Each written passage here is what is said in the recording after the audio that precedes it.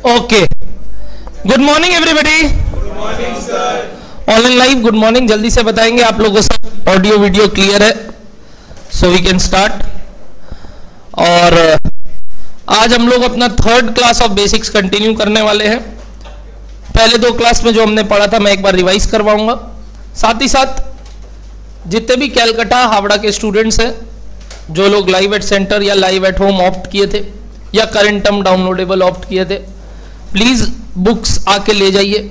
और जो लोग लास्ट टर्म का डाउनलोडेबल लिए थे उनका बुक थोड़ा अलग है, क्योंकि वो मैंने लास्ट टर्म का बुक अलग है, इस बार का बुक मैंने थोड़ा चेंज किया है। सर चेंज के माध्यम से क्या कुछ ऐसा हुआ है कि सम्स ही चेंज हो गया? ऐसा नहीं है। हाईएस्ट टू हाईएस्ट 2-3 चैप्टर में 2-3 सम्स ऐड हुआ है, और वो सब मैंने मैराथन में करवाया है जब अपने लास्ट टर्म मैराथन लिए थे। तो आपको कवरेज को लेकर टेंशन नहीं है। बस वो बुक क्या था, थोड़ा पुराने के हिसाब से था, और उसमें एक एक्स्ट्रा चैप्टर भी था, because that was same as November term exam.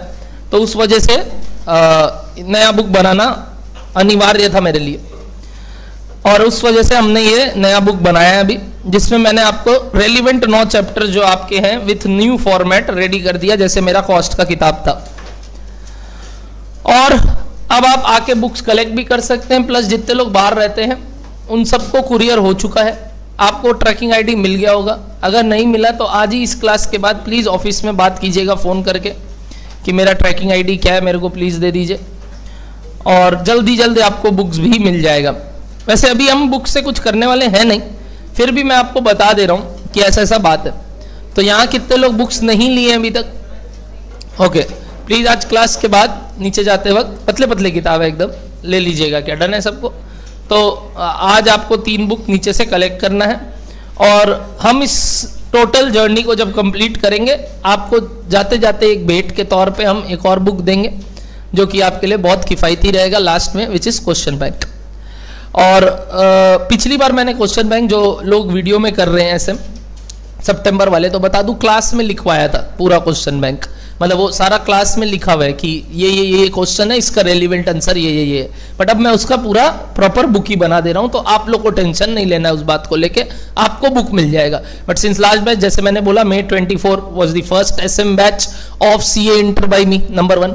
Number 2, new syllabus. Number 3, SM has been changed because पहले SM EIS के साथ था, 8 चैप्टर हुआ करते थे SM में, और अचानक से अब 5 चैप्टर कर दिया और FM के साथ जोड़ दिया। तो सिलेबस में काफी चेंज आया SM के भी, और इंस्टीट्यूट ने भी अभी तक काफी चीज नहीं निकाला उसका, यानी कि ना क्वेश्चन बैंक ना MCQ बुकलेट, जबकि बाकी सब चीज का निकाला है। तो उस वजह से उस सब्जेक्ट को लेके उस समय थोड़ा प्रॉब्लम हो रहा था, बट अब काफी क्लैरिटी आ चुका है, और इस एग्जाम के बाद तो बहुत स्मूथ गया एग्जाम, तो कोई टेंशन का बात नहीं है। SM was very easy. तो अपने लोग को जो SM का क्वेश्चन बैंक है वो आपको प्रिंट फॉर्म में मिलेगा, उनको मैंने क्लास में लिखवाया था। तो जो लोग यहाँ सितंबर वाले बैठे हैं, तो मैं आपको ये भी बता दूं कि आप भी वो क्वेश्चन बैंक ले सकते हैं if it is ready by that time. तो आप सितंबर तक अगर दे रहे हैं और आपको लगता है सर हमको भी हार्ड कॉपी भी दे दीजिए, तो मैं देने के लिए राजी हूं, मेरे को दिक्कत नहीं है, बस वो रेडी हो जाए तब तक, और कुछ नहीं। बाकी बात आता है जनवरी वाले, तो उनको तो टेंशन ही नहीं लेना है, बहुत टाइम है, आराम से हो जाएगा। हम अभी करने वाले हैं FM कंटिन्यू, SM हम बाद में करेंगे, जैसा हमने पहले भी बताया आपको। और इस FM के जर्नी में जैसा आप देख सकते हो, अगेन मैंने ये आपको पहले क्लास में भी दिखाया था, हम टोटल 9 चैप्टर्स करने वाले हैं, और इस 9 चैप्टर्स में हमें खूब मजा आएगा, क्योंकि हम काफी इंटरेस्टिंग चीजें सीखेंगे फाइनेंस को लेके। ये जो 9 चैप्टर्स है, इसमें कहीं ना कहीं हमारे जो 2 क्लास की बातें, वो from the very first chapter two the last chapter काम आने वाला है, कहीं ना कहीं from the very first till last. ये मत सोचना ये बेसिक्स जो है ना, ये आपको सिर्फ पहला चैप्टर करने के लिए है, या ठीक है ये तो सिर्फ नॉलेज लेने के लिए है। ये पूरा फर्स्ट से लास्ट तक काम आने वाला है। जैसे अपने कॉस्ट में जो बेसिक्स किए थे, वो पूरा का पूरा आने वाले क्लासेस में हर चैप्टर में कहीं ना कहीं मैं बार बार हिंट देता था, अरे देखो वहां पढ़े थे, देखो वहां पढ़े थे। तो वैसे ही यहाँ 1 से लेके 9 तक में आपको काम आएगा। और अभी तक जो हमने 2 क्लास किया है, दैट वॉज कॉल्ड कि FM क्या होता है। FM क्या होता है? सबसे पहले हमने ये जाना था कि फाइनेंशियल मैनेजमेंट, यानी पैसा का हिसाब किताब का बात, तो सर अकाउंट्स भी कर रहा था, बट वहां पे काफी लिमिटेशंस थे। जैसे कि याद करो, फाइनेंशियल अकाउंटिंग के लिमिटेशन के कारण कॉस्ट अकाउंटिंग आया, वैसे ही फाइनेंशियल अकाउंटिंग और कॉस्ट अकाउंटिंग के लिमिटेशन के कारण कौन आया बताइए? Financial management. जैसे कि फाइनेंस ज्यादा फोकस करता है, क्या बताइए किस बात पे, जो अकाउंट्स नहीं करता? बोलिए वेल्थ मैक्सिमाइजेशन। अकाउंट्स तो बस डेटा को इकट्ठा करने का काम करता है। अब जो ये डेटा इकट्ठा हुआ है इससे आने वाले टाइम का क्या करें, यानी एफएम इज टोटली फ्यूचर के बारे में बात and accounts is totally historic बात। जो अकाउंट्स पुराने चीजों के लिए पोस्टमार्टम करके देता है उसका पोस्टमार्टम करना, यानी उसको पोस्टमार्टम करके उसका कारण पकड़ना कि इसको क्यों इसका डेथ हुआ था, क्या कारण था इसका लास्ट ईयर जो इसके साथ ये सब हुआ और आने वाले साल में फिर क्या होगा, वो सब हमें एफएम मदद करता है। एफएम हमें नए इन्वेस्टमेंट अपॉर्चुनिटीज खोजने में मदद करता है और पैसे प्रोक्योरमेंट का जरिया बताता है। इस वजह से फाइनेंशियल मैनेजमेंट के हमने 3 मेन फंक्शंस देखे थे जिसमें 2 सबसे प्राइमरी थे। बताइए क्या क्या फटाफट एवरीबॉडी। प्रोक्योरमेंट फंक्शंस का बात कर रहा हूं, प्रोक्योरमेंट ऑफ फंड्स, और दूसरा क्या था, इन्वेस्टमेंट ऑफ फंड्स या यूटिलाइजेशन ऑफ फंड्स। प्रोक्योरमेंट मतलब पैसे कहां से उठाने, विच is called sources of fund, और इन्वेस्टमेंट मतलब पैसे कहां लगाना। पैसे उठाने के ब्रॉडली 2 सोर्स थे, ओन फंड्स और बोरोड फंड। बट एक बेचारा डोगला था, बिन पैंदे का लोटा, बिन पैंदे का लोटा, ठीक है। तो वो जो बिन पैंदे का लोटा था वो बेचारा ना तो किधर जा पा रहा था बताइए, ओन फंड्स में, ना ही कहां जा पा रहा था बताइए, बोरोड फंड। तो बेचारा को कभी वहां लेंगे कभी वहां, इसलिए एक बार बीच में छोड़ दिए। बट बता दूं ओन फंड्स में हमेशा क्या आएगा बताइए, इक्विटी शेयर होल्डर फंड, यानी कि इसमें कौन कौन आता है बताइए, इक्विटी शेयर कैपिटल और रिजर्व, ये दोनों मालिकों के पैसे। फिर प्रेफरेंस भी है और लास्ट में जाके कौन आता है, लॉन्ग टर्म बोरोइंग्स। मैंने बोला था अगर capital structure point of view से बात करें तो प्रेफरेंस को आपको अकाउंट सर कहां लिखने बोले थे बताइए, शेयर होल्डर्स फंड में, मतलब मालिकाना हक दिए, मतलब बैलेंस शीट के ढांचे के हिसाब से देखे तो मालिकाना हक दिए। बट जब पेमेंट का बात आता है ना, ये लोग बेटा अपना रूप बदल लेता है, बोलता है नहीं नहीं नहीं, हम लोग मालिक नहीं है, हमको पैसे चाहिए, जो फिक्स्ड चार्ज है वो चाहिए, हमको ये मत बोलिए देंगे नहीं देंगे, कितना भी दे सकते, जो लिखा हुआ था वो चाहिए। तो उस हिसाब से ये लोग इस समय अपना असली औकात दिखा देता है और कहां बन जाता है बताइए, बाहर वाला। तो इस तरीके से हमने प्रेफरेंस का बात किया था। फिर इन सोर्सेस के पीछे हमने इनका एक बैलेंस शीट से रूप देखा था कि अगली बार से हम क्या बात करेंगे। हमने जैसे ही सोर्सेज ऑफ फंड बनाया, हमें मालूम है बैलेंस शीट बराबर होना है, मतलब क्या, जो भी फंड इकट्ठा हुआ वो कहीं ना कहीं क्या होगा, इन्वेस्ट। और अगर हम बिजनेस कर रहे हैं तो आपका अभी तक दिमाग क्या चलता है मालूम, इन्वेस्टमेंट मतलब शेयर्स में पैसा लगाना, मतलब सिक्योरिटीज में पैसा लगाना, मैं उसकी बात नहीं कर रहा हूं। इन्वेस्टमेंट मतलब कहां लगाना बताइए, धंधे में पैसा लगाना, कोई प्रोजेक्ट में पैसा लगाना, कोई बिजनेस में पैसा लगाना। और बिजनेस करने के लिए 2 जगह पैसे लगाने पड़ते हैं, बताइए कहां कहां, फिक्स्ड एसेट्स, कहां कहां बताइए, और दूसरा नाम है वर्किंग कैपिटल, कहां लगाने पड़ते हैं, hence fixed assets plus working capital is called investment of funds. और उसको मैंने आपको डायग्राम से याद है, ऐसे एक ठो याद है, वो जो पहले गेम खेलते थे ना, ऐसे चौकोर टाइप का एक चीज अजीब सा आता था, तो वो जो डायग्राम से अपने बनाए थे कि भाई यहाँ पे फिक्स्ड एसेट्स, नीचे करंट एसेट्स और इधर करंट लायबिलिटी, एडजस्ट होके क्या बनता है बताइए, हमारा investment of. Balance sheet equation tally करेगा, यानी sources of fund will be equals to investment of funds. अब इस इन्वेस्टमेंट के बाद पैसे जो भी इकट्ठा होते हैं हर साल इनकम कमा के, जिसको हमने किस में सीखा था, इनकम स्टेटमेंट, इससे हम किनको पेमेंट करना चालू करते हैं, हमारे कौन बताइए, सोर्सेज ऑफ फंड्स को, यानी कैपिटल एम्प्लॉयड, जो लोग ने भी पैसा लगाया उनको वापस देना भी तो पड़ेगा जो बोले थे। और उसके लिए हमने इनकम स्टेटमेंट सीखा था, अगला टॉपिक, जहां हमने सबसे पहले देखते हैं, याद है कि नहीं, सेल्स माइनस क्या, वेरिएबल कॉस्ट, क्या आता है, कंट्रीब्यूशन का मतलब होता है वो प्रॉफिट जो कंट्रीब्यूट कर रहा है। अब प्रॉफिट कंट्रीब्यूट कर रहा है सर, 1 मिनट समझ में ही नहीं आया, व्हाई द वर्ड कंट्रीब्यूशन, मैंने इसका एग्जांपल दिया था आपको, कारण बताया था कंट्रीब्यूशन क्यों बुलाते हैं, बिकॉज जैसे बोला था याद है लास्ट क्लास, कल ही मार्जिनल में सीखे थे, क्या पता है, प्रोडक्ट वाइज क्या नहीं पता होता, फिक्स्ड कॉस्ट नहीं पता होता, तो सारे प्रोडक्ट मिलके किसके लिए कंट्रीब्यूट करते हैं बताइए, फिक्स्ड कॉस्ट के लिए, इसीलिए वर्ड क्या आया बताइए, कंट्रीब्यूशन। क्योंकि धंधा एक प्रोजेक्ट एक प्रोडक्ट से नहीं होता है, जनरली कितने प्रोडक्ट से होता है, 1 से ज्यादा। अब 1 से ज्यादा प्रोडक्ट है, सबका अपना अपना क्या है, मार्जिन है, सबका अपना अपना वेरिएबल कॉस्ट है, सबका अपना अपना सेलिंग प्राइस है, तो उस हिसाब से सबका अपना अपना कंट्रीब्यूशन है। बट फिक्स्ड कॉस्ट तो भाई पूरे धंधे का एक ही, हमारे केस में भी है, कितने वैरायटी ऑफ प्रोडक्ट्स है हमारे पास, आप जानते हो, देखते ही हो आप, क्या क्या है सर आपके पास? आपके पास कॉस्ट है, एफएम है, एसएम है, अकाउंट्स है, टैक्स है, लॉ है, ये सब का कोई ना कोई फिक्स्ड कॉस्ट भी है, कोई ना कोई वेरिएबल कॉस्ट भी है। अच्छा वेरिएबल तो आपको पता है, कॉस्ट को पढ़ाने के लिए आपका क्या क्या वेरिएबल कॉस्ट लगा, आपका बुक लग गया, आपका सीरियल की लग गया, तो चलो वो ठीक है, और आपका सेलिंग प्राइस आपको पता है, तो आपका कंट्रीब्यूशन तो आ जाएगा, ऐसी अविनाश सर का भी कंट्रीब्यूशन आ जाएगा। बट उसके बाद क्या हमें दोनों को मिलके और भी जो हमारे सबऑर्डिनेट पार्टनर्स हैं उन सबको मिलके क्या इस जगह का भाड़ा, इलेक्ट्रिसिटी, क्या उसको भी अब्जॉर्ब करवाना है? तो वो फिक्स्ड कॉस्ट कैसे करे सर? तो वो सब हम लोग क्या कर रहे हैं मिलके, contribute towards what, fixed cost of the business. इसीलिए उसका वर्ड क्या आया बताइए, कंट्रीब्यूशन।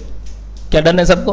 अब ये कंट्रीब्यूट कर रहा है जिसके कारण हम क्या कमाते हैं सर, कंट्रीब्यूशन, और उसके बाद हम क्या पे ऑफ करते हैं हमारे फिक्स्ड कॉस्ट। अभी तक जो फिक्स्ड कॉस्ट मैं यहां बोल रहा था that is operating nature fixed cost. किस नेचर का फिक्स्ड कॉस्ट? तो मतलब और भी फिक्स्ड कॉस्ट हो सकते हैं, यस। अब पता है वो जो नीचे वाले बात है ना वो भी फिक्स्ड ही है, जैसे इंटरेस्ट इज ऑल्सो, बट उसको फिक्स्ड कॉस्ट नहीं बोलते हैं। एक नया टर्म आया मालूम, फिक्स्ड चार्ज या फाइनेंशियल चार्ज। क्या वर्ड बोले सुने?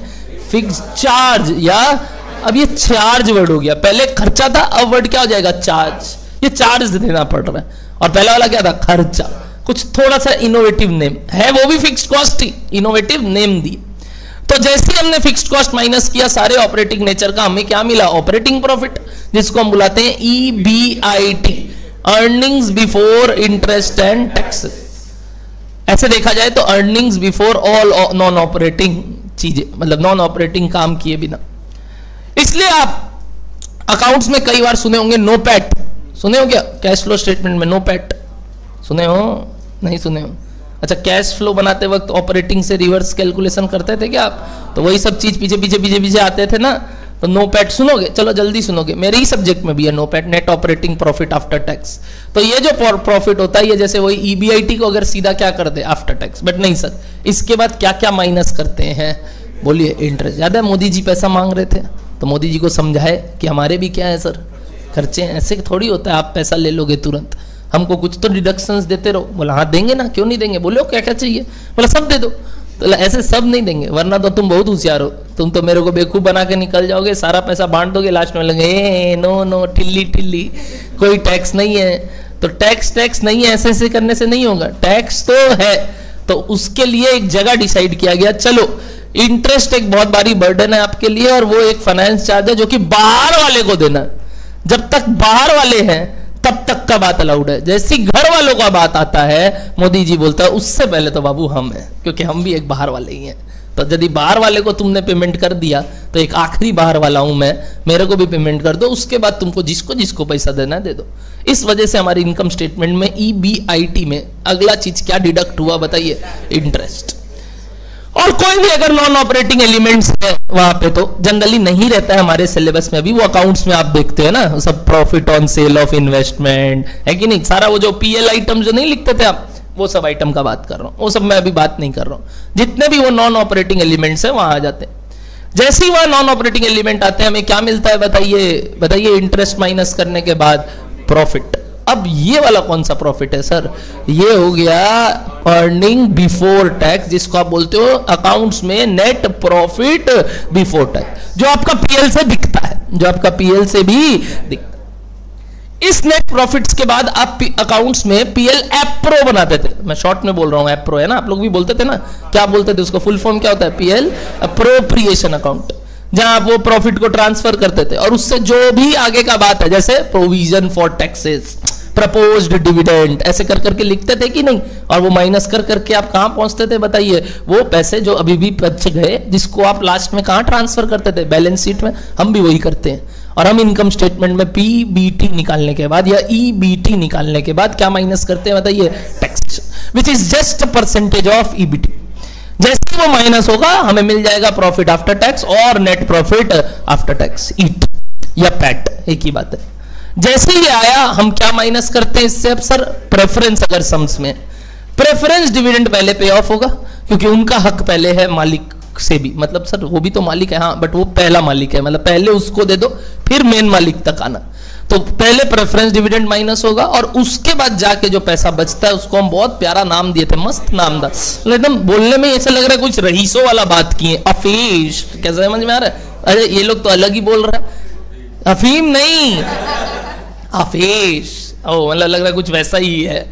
आफेश है, आफेश है तेरे पास? आफेश है, दो ठो हम भी मारे आफेश।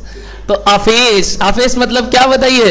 अर्निंग्स आफ्टर अवेलेबल, आफ्टर नहीं क्या था? अवेलेबल। आप ट्राई किए थे तो आप आफ्टर ही ट्राई किए थे। Earnings available for equity share holder. ये पैसों के बाद आप चाहो जितना डिविडेंड बांटो और जितना डिविडेंड नहीं बांटे वो पूरा का पूरा बैलेंस शीट में फेंक दो। मालिक का ही पैसा है, इसीलिए उसको रिजर्व एंड सरप्लस में बुलाते। तो आफेस के बाद हम माइनस क्या करते हैं? Any equity dividend if any, और उसके बाद क्या करते हैं बताइए? जो भी पैसा बचता है उसको transfer to PL, sorry transfer to balance sheet, और वो रिजर्व एंड सरप्लस में ऐड हो जाता है। उसको रिटेन अर्निंग्स बोलते हैं। अब अलग से एक ईपीएस निकालने का कैलकुलेशन सिखाया था, अर्निंग्स पर शेयर। लग रहा था अर्निंग्स पर शेयर कैसे आएगा? डिविडेंड डिवाइड करके, ट्रांसफर डिवाइड करके, कि आफेज डिवाइड करके नंबर ऑफ शेयर। आफेज, आफेज मालिकों का पैसा है, तो आफेज divided by number of equity shares, number of क्या मिल जाएगा बताइए? Earning per share. अब अकाउंट्स में धीरे धीरे ये सब चीज और सुनोगे। AS20 आएगा आपका, आया है अभी तक? आएगा, अविनाश सर पढ़ाएंगे। ईपीएस टॉपिक ही है। AS20 का नाम ही क्या है बताइए? Earning per share. तो उसको तो और डिटेल में आप पढ़ोगे, चिंता का बात नहीं है। रखा है मैंने, आदमी रखा है उसके लिए, टेंशन का, तो वो बता देगा आपको। बट फिर भी मेरे को जो बताना है आप सोचते रहो, ये सब बात क्या डन है सबको। तो अर्निंग पर शेयर, ये जो अर्निंग पर शेयर आया, आफेज divided by number of shares, ये बहुत हमें आगे हेल्प करेगा कई चीजों को डिसीजन लेने में। क्योंकि क्या ये वन ऑफ द मकसद है? बताइए ऑब्जेक्टिव क्या क्या था? दो, पहला वेल्थ मैक्सिमाइजेशन, दूसरा प्रॉफिट। क्या यही प्रॉफिट का बात कर रहे हैं? क्योंकि हम तो मालिकों का बात कर रहे हैं। फाइनेंशियल मैनेजमेंट क्यों कर रहे हैं? मालिकों के लिए, क्योंकि वेल्थ मैक्सिमाइज किसका करना है? अच्छा, मालिक का कि डेटर, डेट का? तो वेल्थ मैक्सिमाइजेशन किसके ऑब्जेक्टिव्स है? मालिक। तो financial management is nothing but हम अपने मालिकों का क्या कर रहे हैं बताइए? पूंजी बढ़ा रहे हैं, जिसका वन ऑफ द कारण या रीजन क्या हो सकता है बताइए? पहले प्रॉफिट बढ़ाओ। और प्रॉफिट क्या है बताइए मालिक का? ईपीएस। मालिक का प्रॉफिट क्या है बताइए? तो हमारा ईपीएस भी एक टारगेट रहता है कई बार क्या करने का बताइए? Maximization, which is our objective number 2। और ईपीएस मैक्सिमाइज करना यानी प्रॉफिट मैक्सिमाइज करना, या फिर कॉस्ट कम करके प्रॉफिट मैक्सिमाइज करना, एक ही बात है। बट सर यही सोल ऑब्जेक्टिव है क्या फाइनेंशियल मैनेजमेंट का? बिल्कुल नहीं, ये तो एक सेकेंडरी ऑब्जेक्टिव बन के रह जाता है। प्राइमरी ऑब्जेक्टिव तो कुछ और ही था, और वो था घर, गाड़ी, बंगला, शोहरत, हैसियत, ये सब कमाना है। यानी क्या कमाना है सर? पूंजी। यानी बहुत सारे नाम, मेरे नाम पे चीजें होने चाहिए, और धीरे धीरे वो सब चीज करने के लिए उनको हम बोलते हैं वेल्थ क्रिएशन। और ultimate objective of any financial management is nothing, बस क्या बताइए? मालिकों का वेल्थ क्रिएट करना। और वेल्थ किससे दिखता है सर? कंपनी का मार्केट प्राइस। तो the main objective is MPS increase करना, जिसके लिए ईपीएस एक हथियार होता है। एक हथियार होता है, मतलब देयर आर वेरियस हथियार, ईपीएस तो एक ही हथियार है। क्या है? ईपीएस पे भी डिपेंड करता है, but there are other factors also. तो एमपीएस मैक्सिमाइज कैसे होता है सर? वो सब चीज हम कैसे सीखेंगे आने वाली क्लासेस में। बट ईपीएस तक का स्टोरी ओके है क्या सबको? और मीनिंग क्लियर है कि अच्छा ये करने वाले हैं हम पूरे सब्जेक्ट में। तो कोई भी चैप्टर आप पढ़ोगे ना, ये समझ लेना ये 3 फंक्शन में से एक फंक्शन के ऊपर होगा, प्रोक्योरमेंट, इन्वेस्टमेंट या डिस्ट्रीब्यूशन। और पक्की बात है ये 2 ऑब्जेक्टिव में एक ऑब्जेक्टिव पे होगा, क्या बताइए? वेल्थ मैक्सिमाइजेशन, या पक्की बात है, मतलब 9 का 9 चैप्टर अल्टीमेटली ये 3 फंक्शन या क्या, ये 2 ऑब्जेक्टिव के बेसिस पे ही बना हुआ है। ऑफ कोर्स क्योंकि काम ही वही करना है, तो फिर भैया इसके बाहर तो कोई स्कोप है ही नहीं। जैसे याद करो, कॉस्ट के जितने ऑब्जेक्टिव्स थे सबके सब सारे चैप्टर्स में अल्टीमेटली बता दिए गए थे आप लोग को लास्ट क्लास तक। एक ही बचा था डिसीजन मेकिंग, वो भी हमने मार्जिनल कॉस्टिंग में सुन लिया, और बाकी 3 तो हम पहले ही पढ़ चुके थे, है ना? प्रॉफिट क्या निकालना प्रोडक्ट वाइज, कॉस्ट वाइज, और क्या प्रॉफिट वाइज जो हमें प्रोडक्ट वाइज प्रॉफिट निकालना है, प्रोडक्ट वाइज कॉस्ट और प्रोडक्ट वाइज सेल्स। बस वो जो डिसीजन मेकिंग वाला पॉइंट था वो हमने मार्जिनल कॉस्टिंग में जाके सीखा, और मैंने बताया अब जाके हमारा सारा ऑब्जेक्टिव क्या हो जा रहा है बताइए? फुलफिल। एक बात बस बच गया था, वो था एनालिसिस यानी कंपैरिजन, जो कि हम लास्ट चैप्टर करेंगे स्टैंडर्ड कॉस्टिंग। तो उस तरीके से हमारा ऑब्जेक्टिव्स ऑफ व्हाट बताइए? कॉस्ट अकाउंटिंग सिस्टम था, वैसे यहाँ तो 2 ही है, क्या क्या बताइए वापस से। तो घुमा फिरा के पूरे चैप्टर्स 9 के 9 चैप्टर, ये 2 में से एक बात तो पक्का करेंगे। जब मैं पढ़ाऊंगा मैं आपसे पूछूंगा भी कि आपको क्या लगता है ये चैप्टर किसके बारे में बात कर रहा है, ताकि अपना इंटरेस्ट बनता रहे। अच्छा ठीक है, इसमें ये मोटिव है हमारा पढ़ने का। क्या बोलो, डन है सबको इतना सा बात? और आपको वो कुछ चैप्टर्स दिख रहे होंगे, और नाम मैं इसलिए बार बार स्क्रीन पे डिस्प्ले कर रहा हूं ताकि आपका थोड़ा दिमाग यहाँ पे चले। अच्छा हमको नाम से लग रहा है ये कुछ ये है, हमको लग रहा है नाम से ये कुछ ये है, मैंने जानबूझ के यहाँ छोड़ के रखा है, ताकि आप इतना देर से जो मैं बात कर रहा हूँ कि हर चैप्टर में ये देखेंगे, आप शायद नाम से कुछ कुछ रिलेट कर पा रहे हैं। शायद इसमें इसका बात होगा पक्का, शायद इसमें इसका बात होगा, ये फंक्शन ये कर रहा होगा, ये फंक्शन ये कर रहा होगा। तो उस तरीके से ये 9 चैप्टर डिवाइडेड है। और कुछ कुछ नाम तो अटपटी लग रहे होंगे, लेवरेज क्या होता है सर, ये तो एकदम अजीब सा ही वर्ड है। हाँ तो सब सीखेंगे, कुछ नए टर्म्स है जो आपको मजा आएगा सीख के, और कुछ वर्ड ऐसे हैं जो आपको पहले से लग रहा है हाँ चलो ये तो हम थोड़ा बहुत डिकोड कर पा रहे। जैसे एक चैप्टर तो रेशियो, सर ये जो मैथ्स में किए थे रेशियो प्रोपोर्शन वो है क्या? A:B निकालना है, B:A निकालना है, Avinash sir wait / Navneet sir wait, नहीं वो नहीं।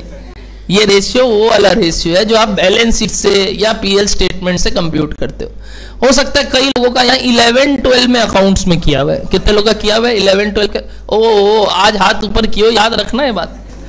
संतोष बोल रहा है सर हम तो हाथ ही ऊपर नहीं किया, हमको बाद में मत तंग कीजिएगा कि आता है। अब हम ध्यान रखेंगे जितने लोग हाथ ऊपर किए थे, मजा आएगा आप लोग के साथ, क्योंकि आपको तो ये चैप्टर पहले से आता है, हमको तो बस बताना है फॉर्मूला, सम्स कराना है, तुमको तो सब आता ही होगा। अच्छा हाँ ठीक ठीक है, चिंता मत करो, ये सारे चैप्टर्स बहुत काम आने वाले हैं, मस्ती आने वाले अपने को पूरा सब्जेक्ट में। अब हम बेसिक्स को लेके जितना बात अभी तक बताए थे ये हमने फर्स्ट क्लास में सीख लिया था। सेकंड क्लास में जो मैंने बात किया था वो काफी इंटरेस्टिंग था।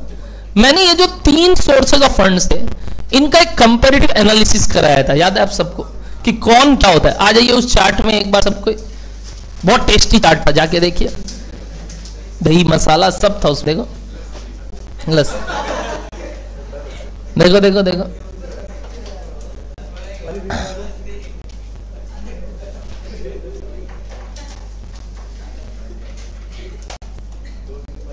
बोलो डन है सबको? आइए क्या देखे थे सर वहां कई चीज हमने कंपनी के व्यू पॉइंट से भी लिखा था और कई चीज हमने इन्वेस्टर के व्यू पॉइंट से लिखा था। अगर कंपनी के व्यू पॉइंट से बात करें तो हमने ये पहले बोला था कि कौन सा सोर्स ऑफ फाइनेंस से कंपनी को सबसे ज्यादा रिस्क है, और वैसे ही हमने बोला था इन्वेस्टर को कौन से सोर्स ऑफ फाइनेंस, यानी उसके लिए तो क्या हो गया इन्वेस्टमेंट, उसको किस में सबसे ज्यादा रिस्क है। अगर इन्वेस्टर का व्यू पॉइंट सोचेंगे ना तो पहले आप ज्यादा अच्छे से सोच पाएंगे, कंपनी का आप पहले नहीं सोच पा रहे थे, इसलिए मैंने नोट्स तो कंपनी का पहले लिखाया, बट याद करो लिखाने के बाद पहले नीचे गया और क्या पढ़ाया पता है, क्योंकि आप किस एंगल से सोचते हो हमेशा मालूम, इन्वेस्टर आप सोचते हो शेयर में पैसा लगाना, आप कभी ये नहीं सोचते हो शेयर इश्यू करना। जिस दिन आप ये थिंकिंग ले आओ ना कि हमको अपनी कंपनी बनानी है, हमको शेयर बाजार में बेचना है पब्लिक लोग को, तब बड़ा आदमी बनोगे। तो इसलिए मैं पहले आपको इन्वेस्टर का सोच सिखा रहा हूं, फिर मैंने आपको किसका बात बताया, बताइए कंपनी का। तो पहले इन्वेस्टर का व्यू पॉइंट से अगर बात करें तो हम भी जानते हैं सबसे रिस्की अफेयर कौन सा है, बताइए इन इक्विटी, और सबसे कम का अफेयर कौन सा है, डेट। कम रिस्क, नो रिस्क नहीं बोला, क्या बोला, अकॉर्डिंगली कंपनी के लिए उल्टा बात।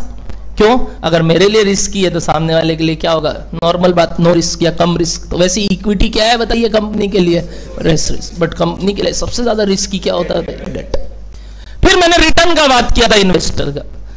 Return of investor is nothing but cost to company, but पहले अपने रिटर्न ऑफ इन्वेस्टर समझे, क्योंकि आप उसी एंगल से दिमाग में रखते हो। मैं कॉस्ट का बात करता तो आप नहीं समझते, आप इन्वेस्टमेंट का बात से समझ पा रहे थे। जैसे मैंने बोला अगर इन्वेस्टर का रिस्क ज्यादा है तो उसको रिटर्न ज्यादा मिलेगा, उसको ज्यादा रिटर्न मिल ही जाएगा, नहीं मिल ही जाएगा, मिलना ना मिलना वो तो उसके धंधे पे फिर डिपेंड करता है सर। खोलने से सिर्फ थोड़ी है कि हमने रिस्क लिया चलो कमाएंगे, तो सभी रिस्क लेंगे, सभी रिस्क ले लेंगे। रिस्क लेने से ही रिटर्न है ये जरूरी, रिस्क लेने से रिटर्न ज्यादा की अपेक्षा करते हैं। अब वो अपेक्षा सच हो कि ना हो वो तो डिपेंड करता है काफी चीजों पे। तो higher the risk higher the expected return, very important word expected return. और एक्सपेक्टेशन मालिकों का तो सब कुछ होता है, कि जितना हो सके क्या दो हमको, रिटर्न दो, प्रॉफिट दो, क्योंकि मेरा तो बहुत ह्यूज अपॉर्चुनिटी कॉस्ट है, हेंस इनका रिस्क सबसे ज्यादा था, तो इनका अपेक्षा भी हमसे क्या है, सबसे ज्यादा। और इसी वजह से हमारा जो कॉस्ट टू इक्विटी था वो सबसे ज्यादा था। इसका कोई शॉर्ट फॉर्म बताएगा कॉस्ट ऑफ इक्विटी का? कॉस्ट ऑफ इक्विटी का शॉर्ट फॉर्म, वेरी गुड, याद आ रहा है, लास्ट क्लास पढ़ के आए, घुमाते हो एक बार सर। वैसे ऐसे बीच में अचानक से मत पूछ लीजिए सर, ऐसे थोड़ी होता। इसलिए तो कोई को पॉइंट आउट करके नहीं पूछा, मास को पूछ रहे, ताकि अभी कोई शर्मिंदा ना हो। 2-3 क्लास बात करेंगे, अभी यूट्यूब पे चल रहा है ना, तो बेचारा लोग बोलेगा अरे ये तो डरावना सर है। अभी लगना चाहिए एकदम कुछ भी नहीं, जैसी ऐप में जाएंगे देखो कैसे निचोड़ेंगे तुम। अच्छा बता दूं, ये लास्ट क्लास है यूट्यूब पे ऑनलाइन लाइव। अगला क्लास से हम किस में चले जाएंगे बताइए, रजिस्टर्ड ऐप में। होप सबको एक्सेस मिल गया हो, मेल में चेक कर लीजिएगा, या तो सीरियल किया गया होगा या ऑटोमेटिक एक्टिवेट हो गया होगा, कुछ ना कुछ तो हो ही गया होगा। प्लीज चेक कर लीजिएगा, नहीं हो तो वापस नीचे जाके बात कर लीजिएगा। ऑनलाइन लाइव आप भी सबको मिल चुका होगा। और नेक्स्ट क्लास यानी परसों से हम किस में शिफ्ट हो जाएंगे बताइए, ऐप पे। तो बताइए फटाफट, वापस से बोल रहा हूं, short form of cost of equity. Equity का कोई कॉस्ट नहीं है, इक्विटी का कॉस्ट ही क्या है, शेयर होल्डर्स का एक्सपेक्टेड रिटर्न। और शेयर होल्डर का एक्सपेक्टेड रिटर्न तो बहुत हाई है, क्योंकि वो एक तो रिस्क भी ज्यादा ले रहा है, दूसरा वो बोल रहा है, तुम बोलेगा अरे उसका क्या कॉस्ट सर, उसको क्या दरकार था, उसका क्या एक्सपेक्टेशन, तो खुद का पैसा ही लगाया है। बाबू खुद के पैसे का सबसे भारी कॉस्ट होता है, क्योंकि क्या लगता है मालूम, या नहीं तो यहाँ, या नहीं तो यहाँ, क्यों दिए हम इसको, इससे अच्छा हम वहां लगा देते। और अपना दिमाग ना कभी संतोष पाता ही नहीं, क्यों संतोष है कि नहीं? इसका नाम में संतोष है, तो ये तो संतोष होगा कम से कम, और चेहरे हाव भाव से लग रहा है हाँ संतोष है इसके अंदर। बट संतोष अपने अंदर नहीं है, क्योंकि अपने को हर दिन लगता है कि काश ये शेयर रख लेते, काश ये शेयर बेच देंगे। जब आगे आप जाओगे लाइफ में, कुछ भी डिसीजन लेते हो ना, तो आपको लगता है यार 2 दिन और रुक जाते तो और पैसा आता। वैसे या कुछ भी चीज अपने घर पे भी कुछ करते हैं, कुछ हाव भाव, या कभी जब आप फ्लाइट टिकट ही बुक किया होगा, ट्रेन टिकट ही बुक किया होगा, चलो ट्रेन टिकट तो फिर भी फ्लैट रेट रहता है, या कोई आइटम ही ऑनलाइन मंगाया होगा, फोन, अरे यार 2 दिन बाद ले लेता तो ये डिस्काउंट मिल जाता है यार, कल ही आया, अरे 9 क्लासेस का ही चुभता होगा,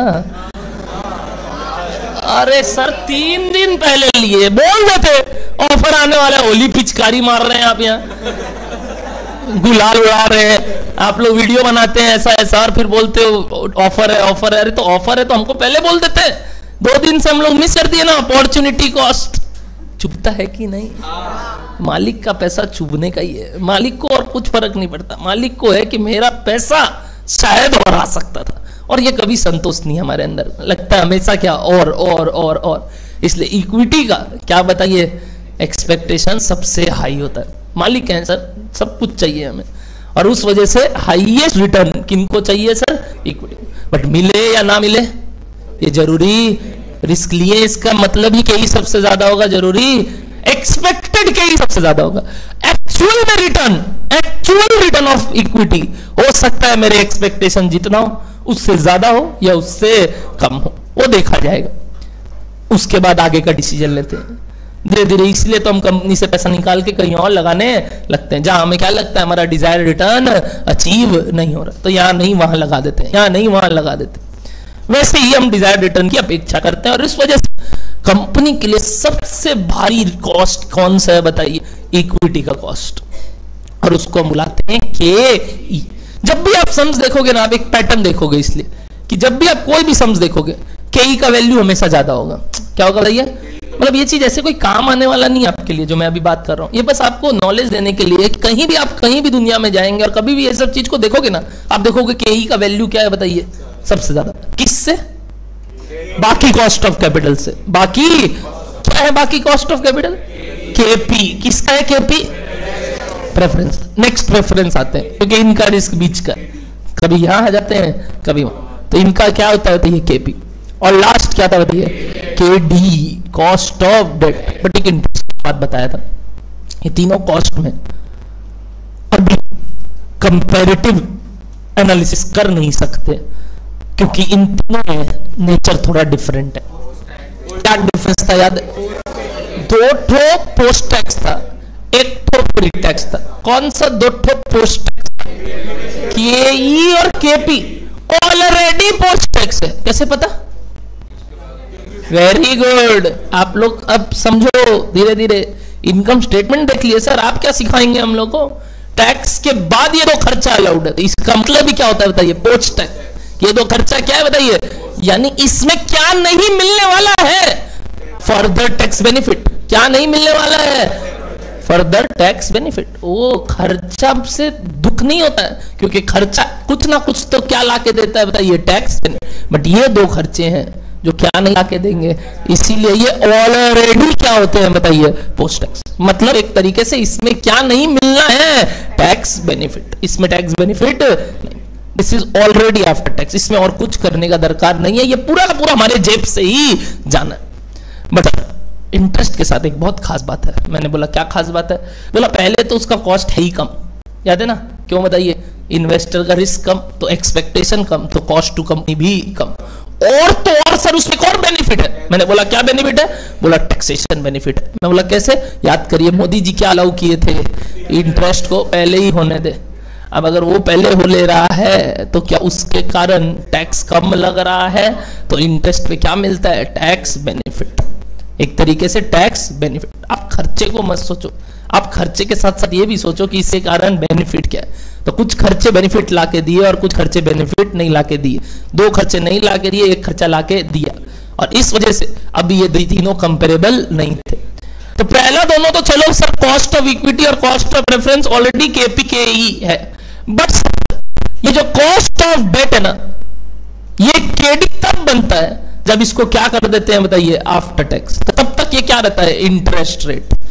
तो कोई भी रेट को, कोई भी अमाउंट को अगर आफ्टर टैक्स करना होता है तो क्या सिखाया था याद है बताइए? कोई भी प्री टैक्स चीज को अगर पोस्ट टैक्स करना है तो क्या करेंगे? इनटू 1 माइनस टैक्स रेट, मतलब उसका रिमेनिंग परसेंट इनटू 1 माइनस। जैसे ही ये काम कर देंगे हमें क्या मिल जाएगा? वो वैल्यू बताइए? Post tax. और वो पोस्ट टैक्स होने के बाद केडी कहलाता है। और फिर ये तीनों अब क्या है? कम। अच्छा, पहले से इंटरेस्ट थोड़ा कम रहता है प्रेफरेंस से, उल्टा और उसमें क्या मिल जाता है? तो वो और कम हो जाता है। तो सर इच्छा क्या होगा कोई भी कंपनी का? इच्छा ओ पाजी और नहीं बातचीत, दोनों जन बहुत 3 मिनट से देख रहे हैं, एकदम बातचीत नहीं। क्या बोल रहे हैं सुनना। ये जो केडी है क्या लगता है बताइए? सबसे कम है। अगर ये सबसे कम है तो कंपनी का इच्छा क्या होगा? मतलब डेट ज्यादा क्यों? मैं तो ये बोलूंगा क्यों चाहिए मालिक का पैसा? बक मालिक बक, पूरा का पूरा क्या करेंगे? ऐसे थोड़ी होता है। कंपनी बनने वक्त तो क्या चाहिए पहले तो? वरना कंपनी कैसे होगा? बिना शेयर होल्डर कौन मालिक? कंपनी कहां से बना? पहले तो आपको शेयर्स तो इशू करना। मैं बोला चलो ठीक है, 2 शेयर ले लेते हैं, एक अपने नाम पे, एक बीवी के नाम पे, 10-10 रुपए का, और कंपनी में 20 रुपया डाल, चलो 21 डाल देते यार सगुन का, चलो 21 रुपया डाल देते। फिर 21 रुपया डाल दिए। अब 21 रुपया कंपनी में हम डाल दिए, बाकी हम क्या कोशिश करेंगे बताइए? डेट उठाओ। अब जैसे ही डेट उठाने गए, पहला लाख रुपया मांगने गए, तो हाँ मिल गया रेट ऑफ इंटरेस्ट पे जितना चाहिए था। और पता इससे क्या होगा बताइए? टैक्स बेनिफिट भी होगा। चलो लेते चलो। लाख मांगे, 2 लाख मांगे, 10 लाख मांगे। सामने वाले का भी मन डोल रहा है। बोला 1 मिनट, इतना पैसा का क्या करेगा? धंधे में लगाएगा। बोला सर खुद के धंधे में खुद नहीं लगाया है और हमसे काम करेगा? मतलब तुम क्या बोलना चाह रहा है? तुम तो एक डूबा हुआ खर्चा है, मतलब अगर कभी फेल हो गया तो पूरा का पूरा मेरा पैसा जाएगा, तेरा तो कुछ जाएगा ही नहीं। ऐसे बिजनेस पे हम पैसा और नहीं देंगे। सोच रहे हो ना? ऐसा तो होता है कि नहीं? जब भी शार्क टैंक आता है पूछने, तो पूछता ना इक्विटी कितना तुम लोग सबका अपना अपना, फिर पूछता तुमने कितना ऑलरेडी इक्विटी बांट दिया था और अब कितना इक्विटी तुम बांटने आए हो, ताकि वो लोग ये भी देखता है प्रोप्राइटर का भी तो पैसा है ना बिजनेस पे। ऐसा तो नहीं है कि प्रोप्राइटर क्या हो चुका है बताइए? बाहर वो हो गया तो मतलब कंपनी पूरा क्या कर रहा है? वो बेचना चाह रहा है। कि प्रोप्राइटर बोल रहा है ले लो, आप ही कंपनी ले लो, मेरे को अब नहीं चलाना है, आप आगे से चलाओ, ठीक है? तो नेक्स्ट प्रोप्राइटर बन रहा है कोई। बट क्या प्रोप्राइटर का पैसा होना चाहिए कि नहीं धंधे में? वरना तो वो क्या करेगा बताइए? मिस यूज ऑफ फंड्स कर सकता है। बोलेगा किसका है? दूसरा का पैसा है, क्यों इतना ध्यान रखे? बट अगर खुद का भी उतना रिस्क हो तब जाके ही तो धंधा करेगा। तो सामने वाला भी एक लिमिट के बाद क्या बोलेगा? और पैसे नहीं देंगे, और देंगे भी तो लो अब 15% लगेगा, 20% लगेगा। बोले 15-20 ये तो मेरा ही अपॉर्चुनिटी कॉस्ट, हम खुद ही लाएगा घर से पैसा। बोला ले आ तब। तो इस वजह से नेक्स्ट कॉस्ट क्या आने लग गया बताइए? प्रेफरेंस। और फिर क्या आने लग गया बताइए? यानी अपने कैपिटल कंपोजिशन में, अपने कैपिटल स्ट्रक्चर में ये तीनों कंपोनेंट होते हैं। कौन कौन बताइए? डेट भी होते हैं, प्रेफरेंस भी होते हैं, और क्योंकि कुछ ना कुछ हर एक से पैसा लेना पड़ेगा ही पड़ेगा। चाहते तो है भाई पूरा डेट उठा ले, बट उपाय नहीं है। एक लिमिटेड डेट पे सब कोई डेट देगा नहीं। दूसरा इसको घुमा लो अगर नहीं दिख रहा है तो, नहीं तो थोड़ा इधर आओ ना, बैठ लेना इस तरफ। अच्छा ठीक है, बैठो बैठो। तो एकदम चप्पल पर खोल लिया भाई, एकदम बोल रहे अफसर अपने वो आ गए हैं, मुद्राएं ले लिए हैं, अब हम लोग नहीं उठेंगे। ठीक है ठीक है, कुछ जादू वादू तो नहीं आता ना, बस ठीक है। बोलो डन है यहाँ तक बात? पक्का? हाँ, तो हम ये बोल रहे थे कि ये जो डेट है इससे सारे पैसे उठा नहीं पा रहे हैं तो मालिक वालिक से उठाए, तो हमारा जो कंपोजिशन है कैपिटल स्ट्रक्चर का उसमें क्या रहता है बताइए? तीनों का एलिमेंट रहता है, और इसको बोलते हैं हमारा कैपिटल स्ट्रक्चर। हमारे कैपिटल स्ट्रक्चर में लेवरेज भी है और लेवरेज नहीं भी है। ये क्या बोल दिया अभी? एक मिनट, लेवरेज है और लेवरेज नहीं है? What do you mean by leverage? Anybody जानता है वर्ड कभी? Leverage just English term, leverage advantage. Okay okay, मैं बोलता हूं मेरा लेवरेज है मतलब मेरा एडवांटेज है। Okay okay, extra benefit. Okay, और कंट्रोल। अच्छा ठीक है, ओके। चलो आप लोग को आज ऐसी इंट्रोडक्शन दे रहे हैं, वैसे आगे बात करेंगे। ये देखियो, अरे फिजिक्स नहीं बनाया पगला, ये क्या है बताइए? वेरी गुड बच्चा लोग, तुम तो कभी बैठ नहीं पाया होगा तो इसलिए तुमको अजीब लग रहा है। बाकी लोग ये क्या है बताइए? सीसॉ। सीसॉ बोलता है अविनाश सर, अविनाश सर को भी बैठाएंगे, रुक। तो ये है क्या बताइए? सीसॉ। अच्छा, जो सीसॉ होता है वो क्या करता है सर? इस तरफ अगर कोई है और इस तरफ अगर कोई है,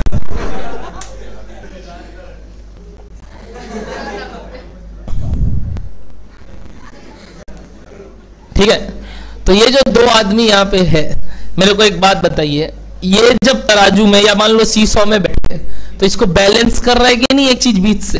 करेक्ट, एक तरफ कोई एक तरफ कोई। अब तुम देखो ये कभी भी ऐसे नीचे जाएगा ही नहीं। मैं बहुत कोशिश कर रहा था, वो बोल रहा उठा, हमको भी उठाओ। अरे हो ही नहीं रहा भाई, हो ही नहीं रहा, हम क्या करें? हम अब ऊपर ही बैठा तब से, हम बहुत कोशिश किया बट इम्पॉसिबल टास्क हो रहा है। तो बोला तुम हट, तुम वहां से हट, तेरे से ना हो पाई। अगर कोई बराबर का रहेगा तो ठीक है ना, फिर भी तराजू बराबर पे आएगा, बट ठीक है ऐसे क्या रहता है बताइए? तो हम बोला एक जन और आओ, तो यहाँ मैंने अमित महाजन सर को बुलाया, आप भी बैठो सर। फिर भी नहीं उठ रहा था मालूम, फिर मैंने बुलाया अमित बछावत सर को, बोला आप, अभी भी नहीं उठा। एक कुंडू सर को यहाँ बैठाया, कुंडू सर आप बैठो। अब हम लोग चारों ट्राई कर रहे हैं, तब जाके हल्का सा, ये हल्का सा जो होता है ना, इतना सा ऊपर उठा। बोला अच्छा ठीक है, अब थोड़ा सा ऊपर उठ जाता है, तब हल्का सा ऊपर उठा, कुछ और नहीं उठा उसका। ये आप जहां से उठाए हैं ना, ऐसे लग रहा है पैंट से कुछ निकल रहा है उसको। सीसॉ है, सीसॉ, उसका इतना नहीं है जो यहां तक आएगा, ठीक है, वो नॉर्मल ऊपर जा रहा है, ठीक है ना। हम लोग सब मिलके ऊपर नीचे ट्राई कर रहे हैं कि भाई इसको उठा, बट नहीं हो पा रहा था। बट बता दूं आपको, ये जो सीसॉ है ना, इसके पीछे का जो आप बोलते हैं ना फिजिक्स, इसको क्या बुलाते थे पता है बचपन में? लिवर। ये क्या बुलाया जाता रहता है? लिवर, जो कि बराबर करता है चीजों को, कोशिश करता है कि क्या आ सके सर हम लोग बराबर तराजू में आ सके। वैसे ही बचपन में एक तराजू देखे होंगे, अगर आपने देखा है कि नहीं पता नहीं, आपका वो उम्र गया कि नहीं गया, कि आपने वो वाला टाइम देखा जहां आप कुछ ऐसा चीज देखते भी थे कि नहीं? है घर पे अभी भी ये सब है कि अब तो डिजिटल वाला आ गया होगा, जिसमें ये काटा वाटा फ्रूट का दुकान में रहता है ना, यहाँ वेट रखा जाता है ना, और उस हिसाब से यहाँ सब्जी वब्जी रखा जाएगा, और उसके बाद क्या देखेगा? बराबर होगा उतना सब्जी। यहाँ फ्रूट्स के दुकान में देखे होंगे, यहाँ घर पे नहीं होगा, फ्रूट्स के दुकान में देखे होंगे। तो ये भी होता है। अगेन दिस इज व्हाट बताइए, बीच में लिवर जो नाप रहा है दोनों को। वैसे ही बचपन में कैंची देखियो, कैंची सर अभी भी देखे हो तो क्या है, लड़की लोग, हम लोग का तो जवान नहीं कम क्या है, जवान ले लीजिए।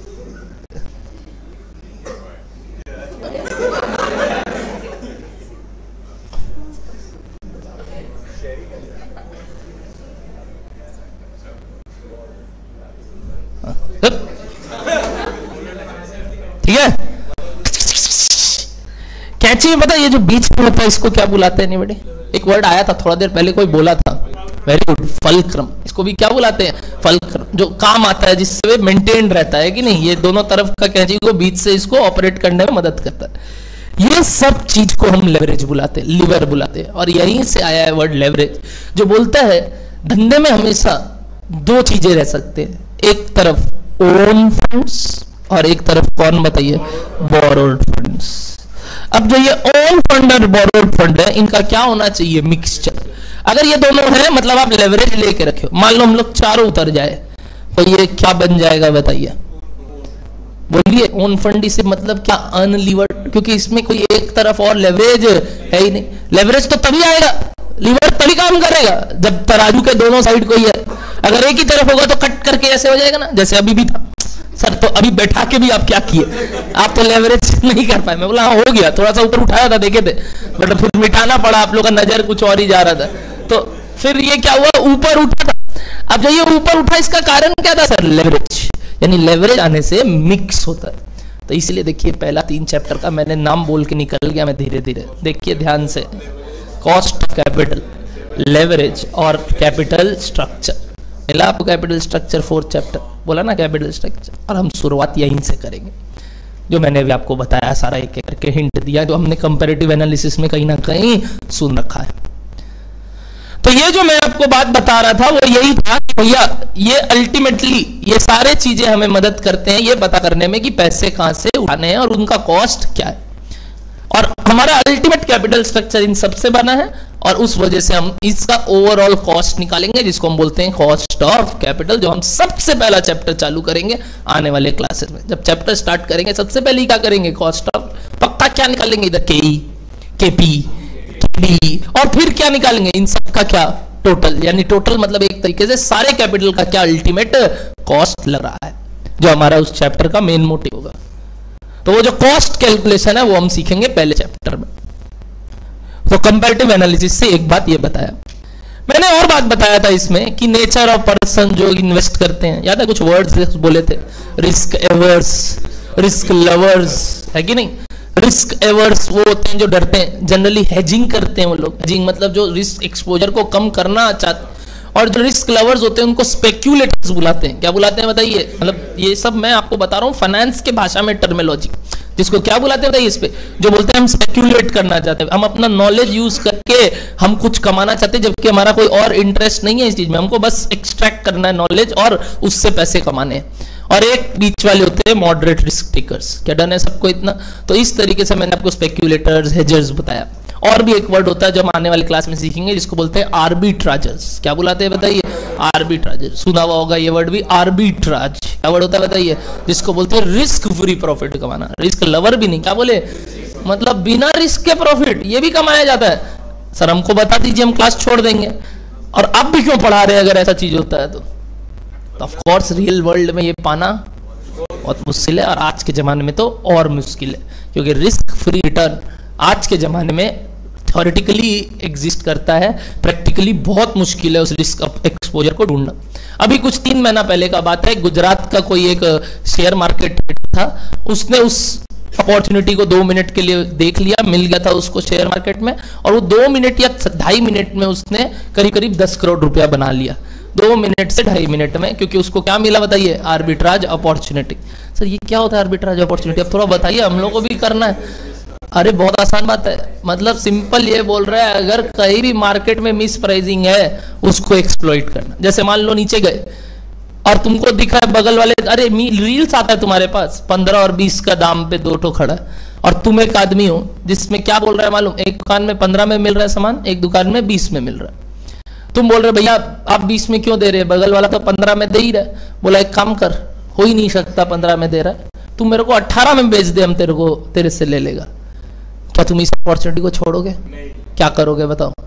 15 से खरीद के 18 में बेच दोगे, रिस्क फ्री प्रॉफिट पूरा। जब मिल ही रहा है तो थोड़ा देर में सबको मालूम चल जाएगा, अच्छा ऐसा दाम होता है, तो इक्विलिब्रियम आने लगे। इसको बोलते थे मिस प्राइसिंग। पहले ये बहुत होता था, जैसे अपने जो झुनझुन वाला साहब थे जो चले गए, ध्यान है आपको? क्या नाम है उनका? वो जो पैसा बनाए थे ना, उस शुरू में यही किए थे। क्या किए थे बताइए यार? उस समय आर्बिट्राज अपॉर्चुनिटी बहुत आराम से एक्सट्रैक्ट हो जाता था, आदमी लोग ही कर सकता था। मतलब क्या होता था, एक 50 आदमी को बैठा देते थे, 25 एक तरफ 25 एक तरफ, 25 आदमी एनएससी में ट्रेड कर रहा है, 25 आदमी बीएससी में ट्रेड कर रहा है नेशनल में, और 25 आदमी बॉम्बे में। रिलायंस का दाम देख रहे हैं एनएससी में चल रहा है 230 रुपया .38, और एक तरफ चल रहा है 230 रुपया .36। क्या आर्बिट्राज अपॉर्चुनिटी है सर 0.02 के लिए? अरे पगला, लॉट्स में खरीदते, मतलब क्या 5000 शेयर, 10,000 शेयर, 20,000 शेयर, और उससे सर 200-300 रुपया के लिए? अरे फ्री का पैसा कौन छोड़ेगा? 200-300 धीरे धीरे अमाउंट क्या होने लगता है बड़ा, और फिर और एक्सप्लॉइट। तो क्या करेंगे बताइए? एनएससी से खरीद के बीएससी में बेच दो, या बीएससी से खरीद के एनएससी में बेच दो, बात खत्म। इससे क्या कर सकते हैं हम? फ्री फोकट का पैसा कमा। तो सर आज भी तो होता होगा, होता है, बट जितने देर में करने जाते हैं इक्विलिब्रियम आ जाता है। जैसे ही बोलते हैं यहाँ बाई ऑप्शन में लगाए, यहाँ उत्तर देर में आ जाता है। और आज के डेट पे आप टैक्स बढ़ के रखे हो, इतने सारे टैक्स लगते हैं, CSTT लगता है ना, ब्रोकरेज, कमीशंस, ये सब कर कुरा के अल्टीमेटली कुछ बचता नहीं। तो आर्बिट्राज अपॉर्चुनिटी आज के डेट पे बहुत कम हो, रियल टाइम बेसिस पे सब चीज अपडेट हो रहा है। पहले तो और भी होता है, ये सब जो डॉन वन बने, जैसे जो डॉन थे, क्या नाम है बताइए, दाऊद इब्राहिम, डी कंपनी, वो लोग कैसे काम किए सर? सॉरी हाँ दाऊद जी, सुनना मत था, हम जो बोल रहे ये सब चीज कहीं और नहीं जाना चाहिए। तो दाऊद आदमी जो थे, वो लोग ऐसे कैसे इतने पैसे वाले बने सर? पक्का कुछ गलत काम किए होंगे सर। गलत काम क्या? यही आर्बिट्राज। कैसे आर्बिट्राज करते थे लोग मालूम? वो लोग क्रिकेट में आर्बिट्राज करते थे। कैसे सर आर्बिट्राज करते थे? आप देखे होंगे, अच्छा कहीं वांटेड पिक्चर देखे हो? सलमान खान का वांटेड, गनी भाई, गनी भाई नहीं देखे हो? गनी भाई सुने हो? गनी भाई अरे नहीं देखे? अरे इतना तुम लोग कुछ तो देखे होंगे लाइफ में, सिर्फ पढ़ाई की हो क्या? तो वांटेड जो पिक्चर था उसमें गनी भाई शुरू में देखे थे, मैच देखने बैठा हुआ था, आसपास बहुत सारा आदमी लोग था जो कई फोन लेके रखा हुआ था। आप भी जानते हो आज भी वो 5 से 7 सेकंड का डिफरेंस है जब वहां बॉल टपकता है और अपने टीवी में ब्रॉडकास्ट होता है। कई लोग केवल फोन में एक ऐप होता है जिसमें पहले बता देता है कि, और होशियारी मारते हैं, छोटा बच्चा क्या देख अगला बॉल 6 होगा, देख वो, अरे भैया आपको कैसे पता वो? और तुम लोग तुम क्या जानता, हम लोग ये सब, ये लोग को हम रोहित शर्मा को हम ही दिखाया था, ये लोग को क्या आता है। तो वो था ना, अरे भैया क्या बात बता दी आपने। तो वो जो आप धीरे से नीचे से देख के बता देते ना कि अगला बॉल ये होगा, अगला बॉल ये होगा, क्योंकि वहां पे अभी भी 3 से 4 सेकंड का क्या है, मतलब ये लेवरेज है अपने पास, मतलब आर्बिट्राज अपॉर्चुनिटी है।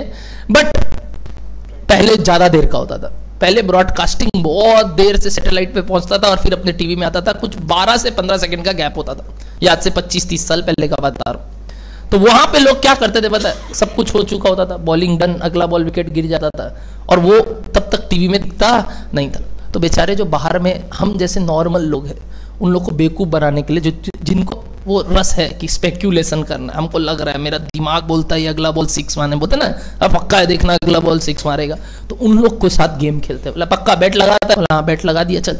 बोला अगला बॉल 6 होगा, तो हम बोलता नहीं आउट होगा। बोला कितना भाव देगा? बोला 1 का डबल देंगे, चले लगा दिया। तो ऐसे कर करके लोग क्या कमाता है? आर्बिटर। बेचारे के पास तो नॉलेज नहीं है, उसके पास तो पक्का पता है उसको अगला बॉल क्या होने वाला है, उसको तो पता ही नहीं है। और ये कर करके क्या किए बताइए? पैसा डेवलप। जन्नत पिक्चर देखते हैं ना, जन्नत, उसमें वो अपना दिमाग यूज किया, स्पेक्यूलेशन। बट जन्नत जैसे आदमी को फंसाता है वो डॉन, जिसको लगता है कि उसको लगता है उसके पास नॉलेज है और वो जानता है कि क्या कर सकता है, वो बता सकता है क्या होने वाला है, बट ऐसा हो जरूरी नहीं। तो उस वजह से उसको बोलते हैं आर्बिट्राज अपॉर्चुनिटी। तो दुनिया में 3 प्लेयर्स होते हैं, बताइए कौन कौन? स्पेक्यूलेटर्स, जो बोला टाइप्स ऑफ इन्वेस्टर। अगर दूसरा नामकरण करे, जैसे अपने रिस्क लवर, रिस्क एवर सुने, और नाम बताया, क्या बताइए? स्पेक्यूलेटर्स। दूसरा हेजर्स, और तीसरा तो बोले आर्बिट्राज, जो अभी यहाँ कहीं नहीं है। ये तो सर अलग ही लोग होते हैं, बहुत 1.5 सियाने होते हैं लोग, इनको बोलते हैं 1.5 सियाने। और इसका मार्केट समझने के लिए आपको और एक मार्केट समझना होगा जिसका नाम है डेरिवेटिव्स। क्या नाम है बताइए? ऐसे शेयर मार्केट में आप शेयर्स का लेन देन करते हो, वैसे आप डेरिवेटिव्स भी कर सकते हो। सुने हो डेरिवेटिव्स? फ्यूचर्स, ऑप्शंस, है ना, call option, put option, futures, forwards. तो ये सब जो ट्रेडिंग होता है उसको क्या बुलाते हैं बताइए? डेरिवेटिव्स। सीखोगे फाइनल में, इंटर में नहीं है। इंटर में शेयर्स का ये सब कैलकुलेशन नहीं है, वहां सीखोगे ट्रेडिंग भी कैसे होता है, क्योंकि अभी वही बोलना माथे में उतना दिमाग नहीं। फिर भी फाउंडेशन में पूछते थे सर हम तो ट्रेड कर रहे हैं, स्टॉक मार्केट का कोर्स कर लिए सर, 25 दिन का डिप्लोमा। 25 दिन में हम सीख गए हैं कि शेयर मार्केट कैसे चलता है, और 10 दिन में अपना पोर्टफोलियो सर डबल कर चुके हैं। 2,000 रुपया लगाए थे, मालूम है 5,300 का बैलेंस है मेरा। बढ़िया, बहुत बढ़िया, बहुत बढ़िया। 5,300 का 10,000 होगा, 10,000 का 20,000 होगा, 20,000 का 50,000 होगा, और फिर जीरो होगा।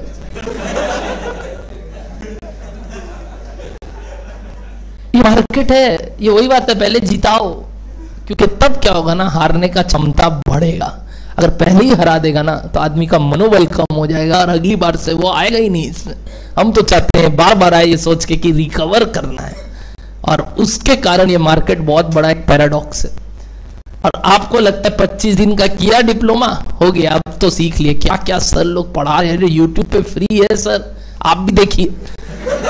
25 दिन में आप सीख जाएंगे। ये तो तुम लोग फिर हेरा फेरी वाला बात कर रहा है, 21 दिन में पैसा डबल। अल्लाह, ये कोई वो चिट फंड है क्या, वो लक्ष्मी चिट फंड, 21 दिन में पैसा डबल। मेरे को अनुराधा नहीं चाहिए, आई एम ओके। तो ये सब चीज में मत आना। अभी से अगर कोई बोलता है ना हम ट्रेडिंग सिखा देंगे, चलो ट्रेडिंग करते हैं, you don't have any knowledge. You need to first of all understand some fundamental and technical analysis. Although the market is not totally depending upon such analysis, it also depends upon खबर मतलब भाई हमको सुनने में आ रहा है इसका board meeting में ऐसा होने वाला है, मेरे कई भैया लोग थे सर, उठा ले शेयर, घर पे बात होता होगा उठा ले शेयर, उठा ले, तो उठा ले क्यों, लोग अंदर अंदर का बात कर रहा है। तो सब मिक्स होता है, सब चीज का क्या होता है, मिक्स। बट आज के डेट में आप अभी काबिल नहीं हो, फाइनल में हो, इंटर पढ़ो, इंटर के बाद आर्टिकलशिप में जाओ, 1 साल का आर्टिकलशिप करो, जिसके अंदर भी रहोगे या जिसके साथ भी काम करोगे, जो बड़े होंगे थोड़े या तो क्वालिफाइड या फिर आपसे आगे, वो कुछ ना कुछ कर रहे होंगे, उनसे। यानी ये सब चीज टीचिंग से नहीं सीख सकते, ये सब चीज एक्सपीरियंस से सीख सकते हैं। एक्सपीरियंस से सीखिए। अगर आपके पिताजी भी खुद है तो वहां से बात कीजिए और उस तरीके से आगे बढ़िए और धीरे धीरे इस मार्केट में घुसिए। मैं ये नहीं मना करता मत करिए, मैं बोलना चाहता हूँ नॉलेज के साथ घुसिए, और वो 25 दिन का नॉलेज के साथ नहीं जो आपको सिखा रहे हैं, देखो ऐसे ऐसे जो सिखा रहे हैं ना वो भी डफर है। सारे बीकॉम वाले टीचर पढ़ा रहे हैं, हम देखो सारे वो बीकॉम वाले teacher, stock market course 25 days diploma course, 25 days में डिग्री दे रहा है तुमको कि तुम आराम से क्या कर सकते हो बताओ स्टॉक में। और बच्चा लोग कर भी रहा है कोर्स। अरे सर आपको मालूम है वो जो मेरे सर है ना, वो उनका पोर्टफोलियो देखे आप, 20,000 था उनका, आज 21,000 कर लिए। बोला वो 20 का 21 नहीं किया है, वो 2 लाख का 21,000 किया था। वो तुमको 20 से 21 वाला दिखाया। इन्वेस्टमेंट पूछेगा तो बताइएगा ही नहीं, वो तुमको सिर्फ 20 से 21 का बताया।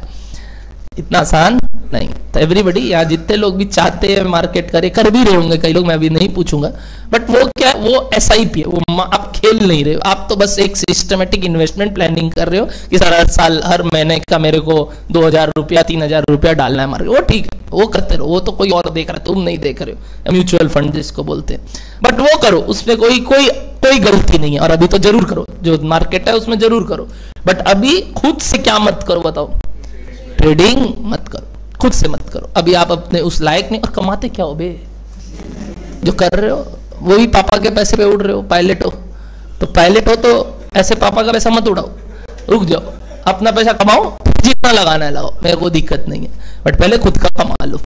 और तब तक हाँ सेविंग्स पॉइंट ऑफ व्यू से सोचना है तो जरूर करो। क्या बताइए, SIP। क्या डर है सबको इतना सा बात, तो जरूर करिए। अगर आपको लगता है आपके पास पैसा बचता है महीने का, जो कि नहीं बचता होगा, 25 तारीख कोई पापा से अभी टाइम आ गया होगा कि पापा फंड खत्म हो रहा है, अब लाद भेज दो, और थोड़ा सा जो लोग बाहर रहते हैं वो मंगवाते होंगे, और जो लोग घर पे रहते हो तो दादी मम्मी थोड़ा सा 2,000 और दे दो ना, आज 2,000 और दे दो, हुआ नहीं इस महीने का कंप्लीट हो गया नहीं। तो कई लोग तो ऐसे सब जब मांगते हैं दे देते हैं, जनरली लड़की लोग के साथ होता है। बेटे लोग से पूछो, बेटी लोगों तो क्या मांगेंगे, पापा हमको 500 रुपया चाहिए, बेटी 2,000 ले जा, क्या करना है कर। और हम लोग से पूछो 500 मांगने जाते ना, 20 रुपया पकड़ाते, 20 क्या करेगा 500 का, हम लोग जाना वाना है, खाना वाना है, 20 रुपया लो। हम लोग अपने टाइम में मगरमच्छ के मुंह से निकल के खाते। अरे यार फिर चालू हो गया आप, यार शांति रखो, ठीक है यार, 20 ही रुपया तो छोड़ो। तो अब लेके 20 रुपया भी तो मिले, जीरो से अच्छा तो वही है। तो वही बात होता था, हम लोग 20 रुपया मिलता था तो लेके आ जाते थे। बहन लोग मांग ले तो अरे हाँ यार चलो इनको तो 200 रुपया देना होगा, मांग लिए हैं, है ना। और अगर ऐसा नहीं है तो पापा प्यार नहीं करते, पापा प्यार नहीं करते, ठीक है ना। बेटियां है ना, बेटियां। तो ये बात बता रहा हूं आपको फाइनेंस रिलेटेड कुछ, जिससे आपको कुछ कुछ चीजें समझ में आए कि किस तरीके से आपको आगे लाइफ में बढ़ना है। तो मैंने जो अभी बात बताया आपको, ये सारी बातें जिसके बेसिस पे हमने एक सम्स किया था इनकम स्टेटमेंट का, क्या ध्यान है सबको वो वाला? ओके। और हमने कंपैरेटिव एनालिसिस करने के बाद वही आफ्टर टैक्स और एक प्री टैक्स वाला बात किया था। क्या डन है? इतना करने के बाद हमने लास्ट क्लास कंप्लीट कर दिया था। और आज हम पॉइंट नंबर लास्ट क्या सीखे थे बताइए everybody. Point number last 5 number point तक क्या बताइए? Comparative analysis. चलिए आज का टॉपिक चालू करेंगे हम, क्या बताइए? 6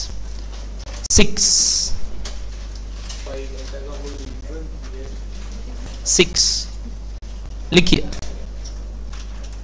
लिखिए। Time value of money. Time value of money.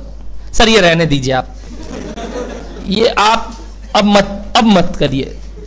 बहुत तड़पाए आप हम लोग को, 9 क्लास 10 क्लास पढ़ाए थे, अब भी वापस आप ये चीज पढ़ाएंगे और 10 क्लास और लेंगे? ना ना ना, अपने नहीं। अब सारा बात को अल्टीमेटली जो काम का बात है उसको समेटेंगे 2 क्लास में। और 2 क्लास में हम क्या सीख लेंगे sir? Time value of money. 2 या 3 क्लास। ये जो टाइम वैल्यू ऑफ मनी है, यहाँ क्या सीखने वाले हैं ध्यान से सुनना। जैसे मैंने पहले भी बताया, जितने लोग पढ़ रखे हों तो सुने हुए भी होंगे, और जितने लोग नहीं पढ़ के रखे हैं मेरे से फाउंडेशन में, कोई बात नहीं, आइए यहाँ सुना देते हैं वापस से। टाइम वैल्यू ऑफ मनी का अगर बात किया जाए तो टाइम वैल्यू ऑफ मनी का नाम चैप्टर का कुछ ऐसा होना चाहिए था, जैसे मैंने फाउंडेशन में भी बताया था,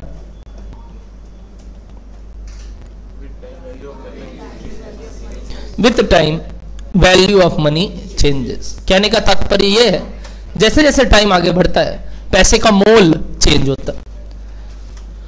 कारण हम जानते हैं, आज से जो हम 20 साल पहले 50 रुपए में कर सकते थे और आज जो हम 6000 में कर सकते हैं, वो दोनों में डिफरेंस है। हो सकता है उस समय वही चीज 20 रुपए में हो जाता और आज उसी चीज का क्या लग रहा था ये, तो भैया चलते हैं पीछे और 20 में ले लेते हैं। अरे उस समय तो 20 का भाव ही क्या था, ये 6000 जैसा 20 रुपये, अरे बाप रे। और आज वही कितना हो गया? तो तुम लोग हंस क्यों रहे? हम तो नॉर्मल एक टाइम के साथ यही हुआ। 20 रुपए का वर्थ आज के दिन कितना हो गया बताइए? 6000। तो तुमको दिक्कत क्या हो रहा है? कुछ सोच रहे हो क्या? और मत सोचो, चुप रहो और कुछ मत सोचो। क्या डन है? तो ये जो 20, 30, 50, 100 उस समय बोलते थे 100 रुपया, अरे बाप रे। और आज 100 रुपया कुछ भी नहीं है सर। आज 1000, 2000, 3000 तो सर आम बात है कि हाँ चलो 1000 रुपया ऐसे ही लग जाता है। और उस समय 100 रुपया सर, अरे बाप रे 100 रुपया लग गया। ये इसका कारण क्या है सर?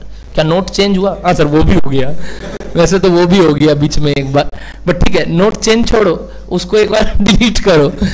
फिर भी क्या कुछ चेंज हुआ मनी में सर? नहीं, मनी तो चेंज नहीं हुआ, मनी तो वही है। मतलब 500 अभी भी 500 है, और 100 का नोट अभी भी 100 का नोट है, 200 का नोट अभी भी 200 का नोट है, सब नोट तो वही है सर। बट सर पहले वो 20 रुपया अलग था, आज वो 2000 रुपया अलग है। ऐसा क्यों सर? टाइम फैक्टर है, मनी फैक्टर नहीं है। क्या फैक्टर है बताइए? क्योंकि पैसे का मोल टाइम के साथ चेंज होता। जैसे अपने बोलते थे ना, अपने दादाजी बोलते थे, हम लोग तो 2 पैसे में आइसक्रीम खा लिए, 10 पैसे में मूवी देख के और पॉपकॉर्न खा के आ जाते थे। मतलब आए बड़े पॉपकॉर्न खा के आ जाते थे, था भी उस समय, झूठ बोलते हैं, अरे तीन था। और एक तरफ बोलते मगरमच्छ के मुंह से निकले, मतलब एक तरफ आप बोल रहे हो मूवी हॉल जाते थे, पॉपकॉर्न खाते थे, और आप बोल रहे हो मगरमच्छ। माथा मत खराब करो मेरा, वहां थोड़ी होगा उस समय पिक्चर। था हम लोग देखे हुए, हम ठीक है देखिए। तो 10 पैसे में हम लोग ये देख लेते थे, 2 पैसे में हम लोग ये खा लेते थे, मतलब बढ़िया बात है। और आज फिर पापा लोग बोलने लगे थे, हम लोग तो 20 रुपया में कर लेते थे, 40 रुपये में, 50 अब हम लोग को 20, 30, 40 में नहीं होगा, 5-6 हजार रुपया चाहिए। आप समझिए भाव बढ़ गया है सबका, ठीक है ना। पहले इंटरनेशनल ट्रेड नहीं था, पहले इंडिया ग्लोबल नहीं हुआ था, ये तो 1991 का बदौलत है हमारे मनमोहन सिंह का, जिन्होंने इंटरनेशनल ट्रेडिंग ऑन किया, ग्लोबलाइजेशन ऑन किया, जिसके कारण आज हम बाहर के गुड्स एंड सर्विसेज यहाँ इंजॉय कर सकते। तो वो तो मनमोहन सिंह की देन है सर हमारे लिए, मनमोहन सिंह के, वरना पहले तो क्या था सर। तो आप लोगों को क्यों ही चाहिए रुपया? आप लोगों को नहीं चाहिए था, हम लोगों को चाहिए। तो टाइम के अनुसार वैल्यू ऑफ मनी क्या हुआ बताइए? चेंज। और इस बात को समझने के लिए हमें चाहिए कि हमारे 2 पॉइंट ऑफ टाइम पे हर एक वैल्यू का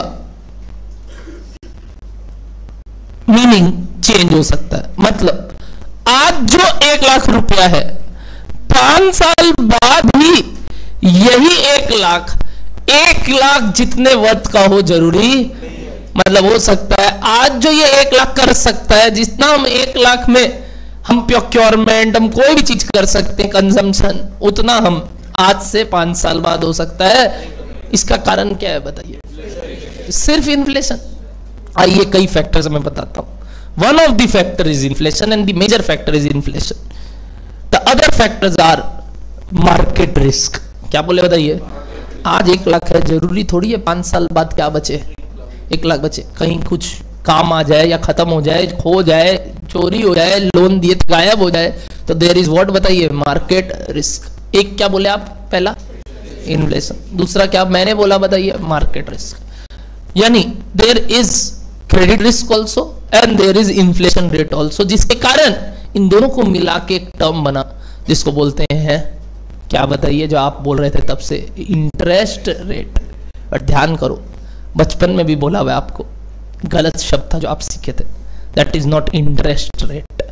क्या वर्ड था करेक्ट? एनीबॉडी? Very good. क्या बोली भूमि सुनना? Return rate. क्या बुलाते बताइए? अभी पढ़े ना ऊपर, एक्सपेक्टेड रिटर्न। उस समय सिर्फ इंटरेस्ट रेट क्यों सुने थे मालूम? उस समय सिर्फ 2 ही चीज पता था, सिंपल इंटरेस्ट, कंपाउंड। मतलब ऐसे लगता था कुछ भी पैसा कहां लगाएंगे बैंक में, और कोई सिक्योरिटीज के बारे में आइडिया नहीं था।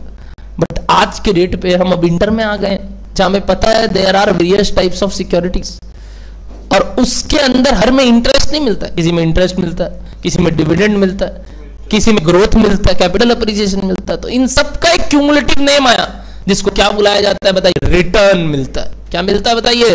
रिटर्न। वैसे ये बात मैंने फाउंडेशन में भी पढ़ाया, क्योंकि आपके टाइम वैल्यू ऑफ मनी में ये सब टर्म का भी यूजेस था जब हम application of time value of money में गए थे। और वहां जाते वक्त एक टॉपिक भी हुआ करता था, याद करो, capital budgeting, NPV, last chapter of our syllabus, valuation of bonds, ये सब चैप्टर था हमारे। और ये सब जो लीजिंग, ये सब यहाँ पे वापस से आएंगे, क्योंकि वहां बस फ्लेवर एक एक सम्स थे। बट बता दूं, यहाँ पूरा वो सम्स नहीं, चैप्टर का चैप्टर।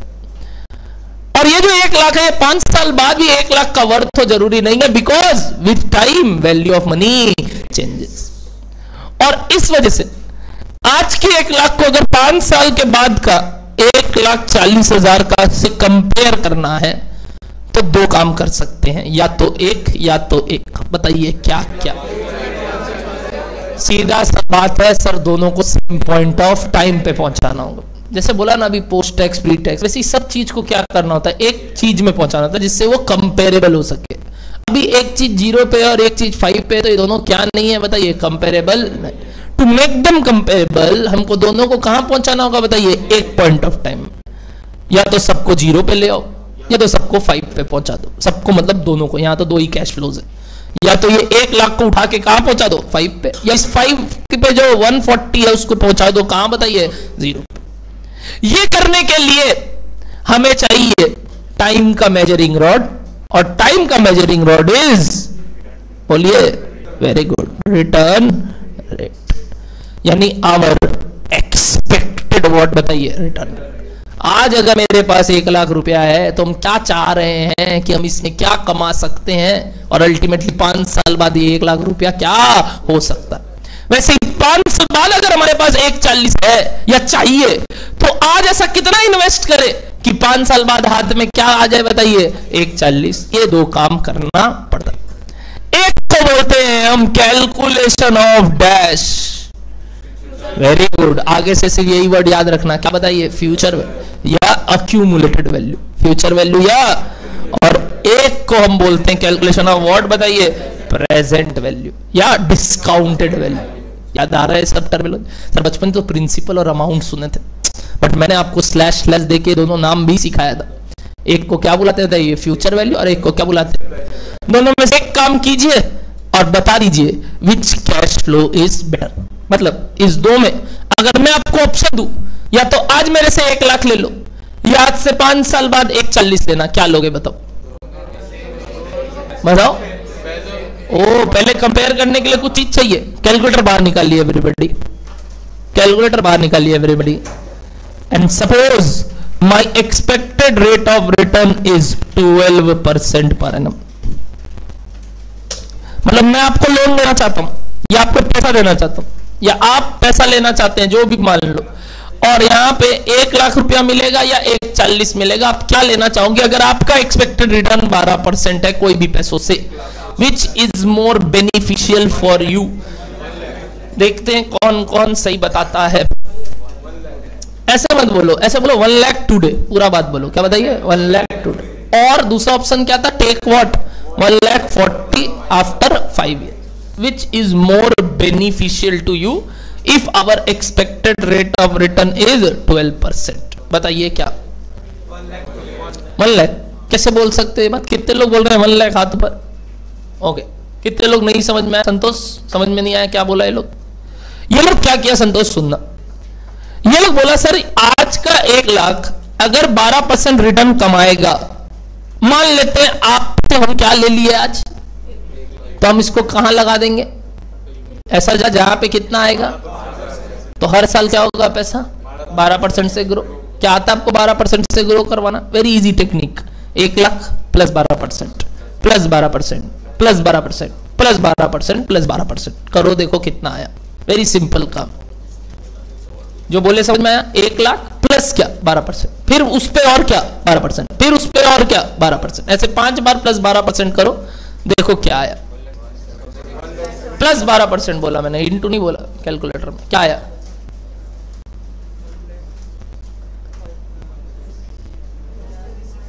एक लाख 5 साल बाद कितना बन गया 12% से? 1,76,000 समथिंग आया। तो आया सबका 1,76,000 समथिंग। तो which is better for you? Sir आज 1 लाख दे दो, हम देख लेंगे क्या करना है 5 साल बाद। मतलब आपको मालूम है आप उसको 5 साल बाद क्या बना दोगे बताओ? ऑर्डर मान लो ये 12 नहीं 6% होता।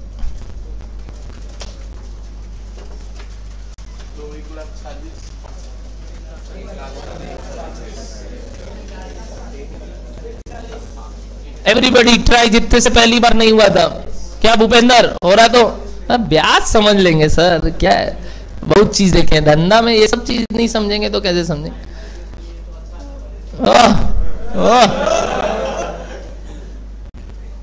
तू मेरे से तो नहीं पढ़ा था बे, तो अच्छा कैसे हो सकता? खुद से किया था ना तुम? टीचर बढ़िया नहीं होगा, अच्छा से नहीं आता, अभी सीख। बोलिए एवरीबडी क्या आया बताइए? 1,40,000। ये जो 1,40,000 हमारा कैलकुलेशन बेटर क्यों हो रहा है सर? क्योंकि अब जब हम 1,40,000 1 लाख को 5 साल बाद पहुंचा रहे हैं तो कितना बन रहा है? 1,38,000 1,30,000। तो बेटर क्या है सर? आज आप 1 दोगे, हम उसको कहीं लगाएंगे जिसमें कितना % मिलेगा, और हम उसको कितना ही बना पाएंगे। उससे अच्छा तो क्या है, आप ही का वेट कर लेते हैं, 5 साल बाद क्या दे दीजिएगा? चल सोच रहे हो साइकोलॉजी? मतलब ये किस पे डिपेंड करता है 1 लाख और 1,40,000 कौन सा बेटर है? Return rate. टाइम तो कांस्टेंट हो गया 5 साल, किस पे डिपेंड करता है? कौन सा रिटर्न रेट? जो सबका सेम होता है, सबका क्या होता है? इस वजह से सबका अलग अलग थिंकिंग होता है, और तभी तो मार्केट में इक्विलिब्रियम आता है। अगर सबका ही एक्सपेक्टेड रेट सेम हो तो आज कभी इक्विलिब्रियम आएगा ही नहीं। क्यों पता है? अगर कोई को लग रहा है उसको इस शेयर से आने वाले टाइम पे इतना रिटर्न चाहिए और वो इतना कमा पाएगा, सबको ही उतना ही लग रहा है, तब तो सब बाई के लिए इकट्ठे होंगे, कोई सेल के लिए नहीं होगा। और वैसे ही सब सेल के लिए होंगे, कोई पक्का किसी का एक्सपेक्टेशन क्या है, कम, और किसी का क्या है, और उस वजह से मार्केट इक्विलिब्रियम पे आता है, यानी बाई सेल हो सकता है। बोलते ना market is where, market is where, पर भूल गए, market is where buyer and seller meets. तो मीटिंग होना होगा ना दोनों का, और वो मीटिंग कराने के लिए पक्का एक का अपेक्षा कुछ और एक का अपेक्षा कुछ और विन विन सिचुएशन होता है, जिसको आप बोलते हैं प्रोड्यूसर का भी सरप्लस आता है और कंज्यूमर का भी सरप्लस आता है कि नहीं। वैसे ही सारे जब मार्केट्स में होता है कि दोनों जीतना लगता है, उसको लगता है हम जीत गए क्योंकि हम उसका जो भाव हो सकता था उससे ज्यादा में बेच के निकल गए, और सामने वाला सोचता है क्या बताइए, इसका जो भाव हो सकता है उससे कम में खरीद के निकल गए, और सबका थिंकिंग क्या है अलग। इसीलिए तो मार्केट में क्या होता है, बाई एंड सेल पॉसिबल है, और इस कारण से ही सबका एक्सपेक्टेशन अलग होने के कारण हर एक आदमी अलग चीज चाहता है। कोई चाहता है आज 1 लाख दे दो, कोई चाहता है बताइए क्या 5 साल बाद 140 दे दो। तो it depends upon which measuring rod, बताइए एक्सपेक्टेड रिटर्न, यानी to compare multiple cash flows at different point of time, we need to bring them at same point of time, and to do so we require a measuring rod of time which is called expected return rate, bracket में which may be different for different investors, which may be different for different investors। क्या बोलो, logical लग रहा है बात। हम आगे से फ्यूचर वैल्यू नहीं निकालेंगे, हम आगे से अपने एफएम क्लासेस में सिर्फ क्या निकालना सीखेंगे बताए, प्रेजेंट वैल्यूज। तो हम हर बार किस पे ज्यादा फोकस करेंगे बताइए, प्रेजेंट वैल्यू। ऑल्दो एक बार आपको फ्यूचर वैल्यू का फ्लेवर भी बताया, बचपन में पढ़ रखा है, बट हम हमेशा क्या यूज करेंगे बताए, प्रेजेंट वैल्यू। अब ये कैश फ्लोज कैसे हो सकते हैं, ध्यान से सुनना। क्या यहाँ पे कितने कैश फ्लोज थे, 2, एक आज और एक 5 साल बाद। तो आज वाला को तो एक हटाते हैं सर क्योंकि वो तो बेस हो गया, तो मतलब कितना कैश फ्लो था आने वाले साल में, एक ही, जिसका हमको क्या निकालना था, present value. This is called single cash flows का प्रेजेंट वैल्यू निकालना। क्या मल्टीपल कैश फ्लोज हो सकते हैं, कि आज पैसा लगाया 5 बार पैसा आ रहा है, 10 बार पैसा आ रहा है, हर साल के एंड में अलग अलग पैसा आ रहा है, जिसको बोलते हैं मल्टीपल कैश। अब ये मल्टीपल कैश फ्लोज 2 टाइप के होते हैं, of same amount, of different amount, और हमें एक एक करके ये तीनों पैटर्न का क्या सीखना है बताइए, प्रेजेंट वैल्यू। क्योंकि प्रेजेंट वैल्यू निकाल के हम डिसाइड कर सकते हैं कि आज हमें क्या डिसीजन लेना है। सर प्रेजेंट क्यों, फ्यूचर भी तो ले सकते हैं, हाँ तो फ्यूचर से भी सकते हैं, बट अब से हम क्या करेंगे आगे से बताइए, एक चीज फॉलो करेंगे जिसको क्या बोलते हैं, क्योंकि हमारे एग्जाम ये नहीं आएगा कैलकुलेट फ्यूचर वैल्यू कैलकुलेट, हमें बस डिसीजन लेना है क्या करना है, तो वो तो दोनों से ले सकते हैं। किससे बताइए, प्रेजेंट से भी और फ्यूचर से। अभी आपने किससे लिया बाय द वे दोनों का आंसर, चलिए तो प्रेजेंट से डिसीजन लेके दिखाइए। By the way it will not matter, यानी अगर 12% पे बात करें तो अभी भी कौन जीतेगा, 1 लाख, और 6% पे बात करें तो कौन जीतेगा। बट अब मेरे को आंसर चाहिए by calculating it's present value, जो थोड़ा दिक्कत देगा, बट मैंने जानबूझ के पहले फ्यूचर सिखवाया, जिससे एक फॉर्मूला सोचो और फिर ट्राई करो प्रेजेंट कैसे निकालोगे। वो 1.40 का अगर 12% रिटर्न था, 1.40 का अगर वो 6% रिटर्न था, आराम से ट्राई करो। I need present value of 140 today at 12% interest. Similarly I want 140 का present value today at 6% per annum. Sir ये सब हमें नहीं आता, सर आएगा, सब आएगा। जिनको जिनको नहीं आता टेंशन मत लो, मैं कराऊंगा। इसका मतलब ये नहीं आपको आना ही होगा, मैं सब कराऊंगा, डोंट वरी।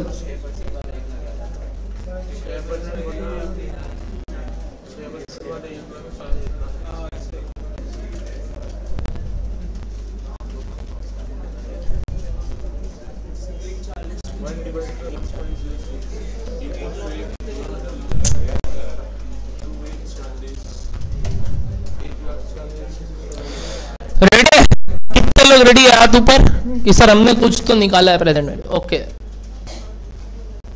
ओके, परसेंटेज में बोले तो अप्रोक्सीमेटली 80% बच्चे निकाल पा रहे हैं, अप्रोक्सीमेटली 80%, बाकी लोग शायद नहीं निकाले हैं। ठीक, मेरे को बताइए फ्यूचर कैसे निकाले थे आप, जो सब लोग निकाले थे?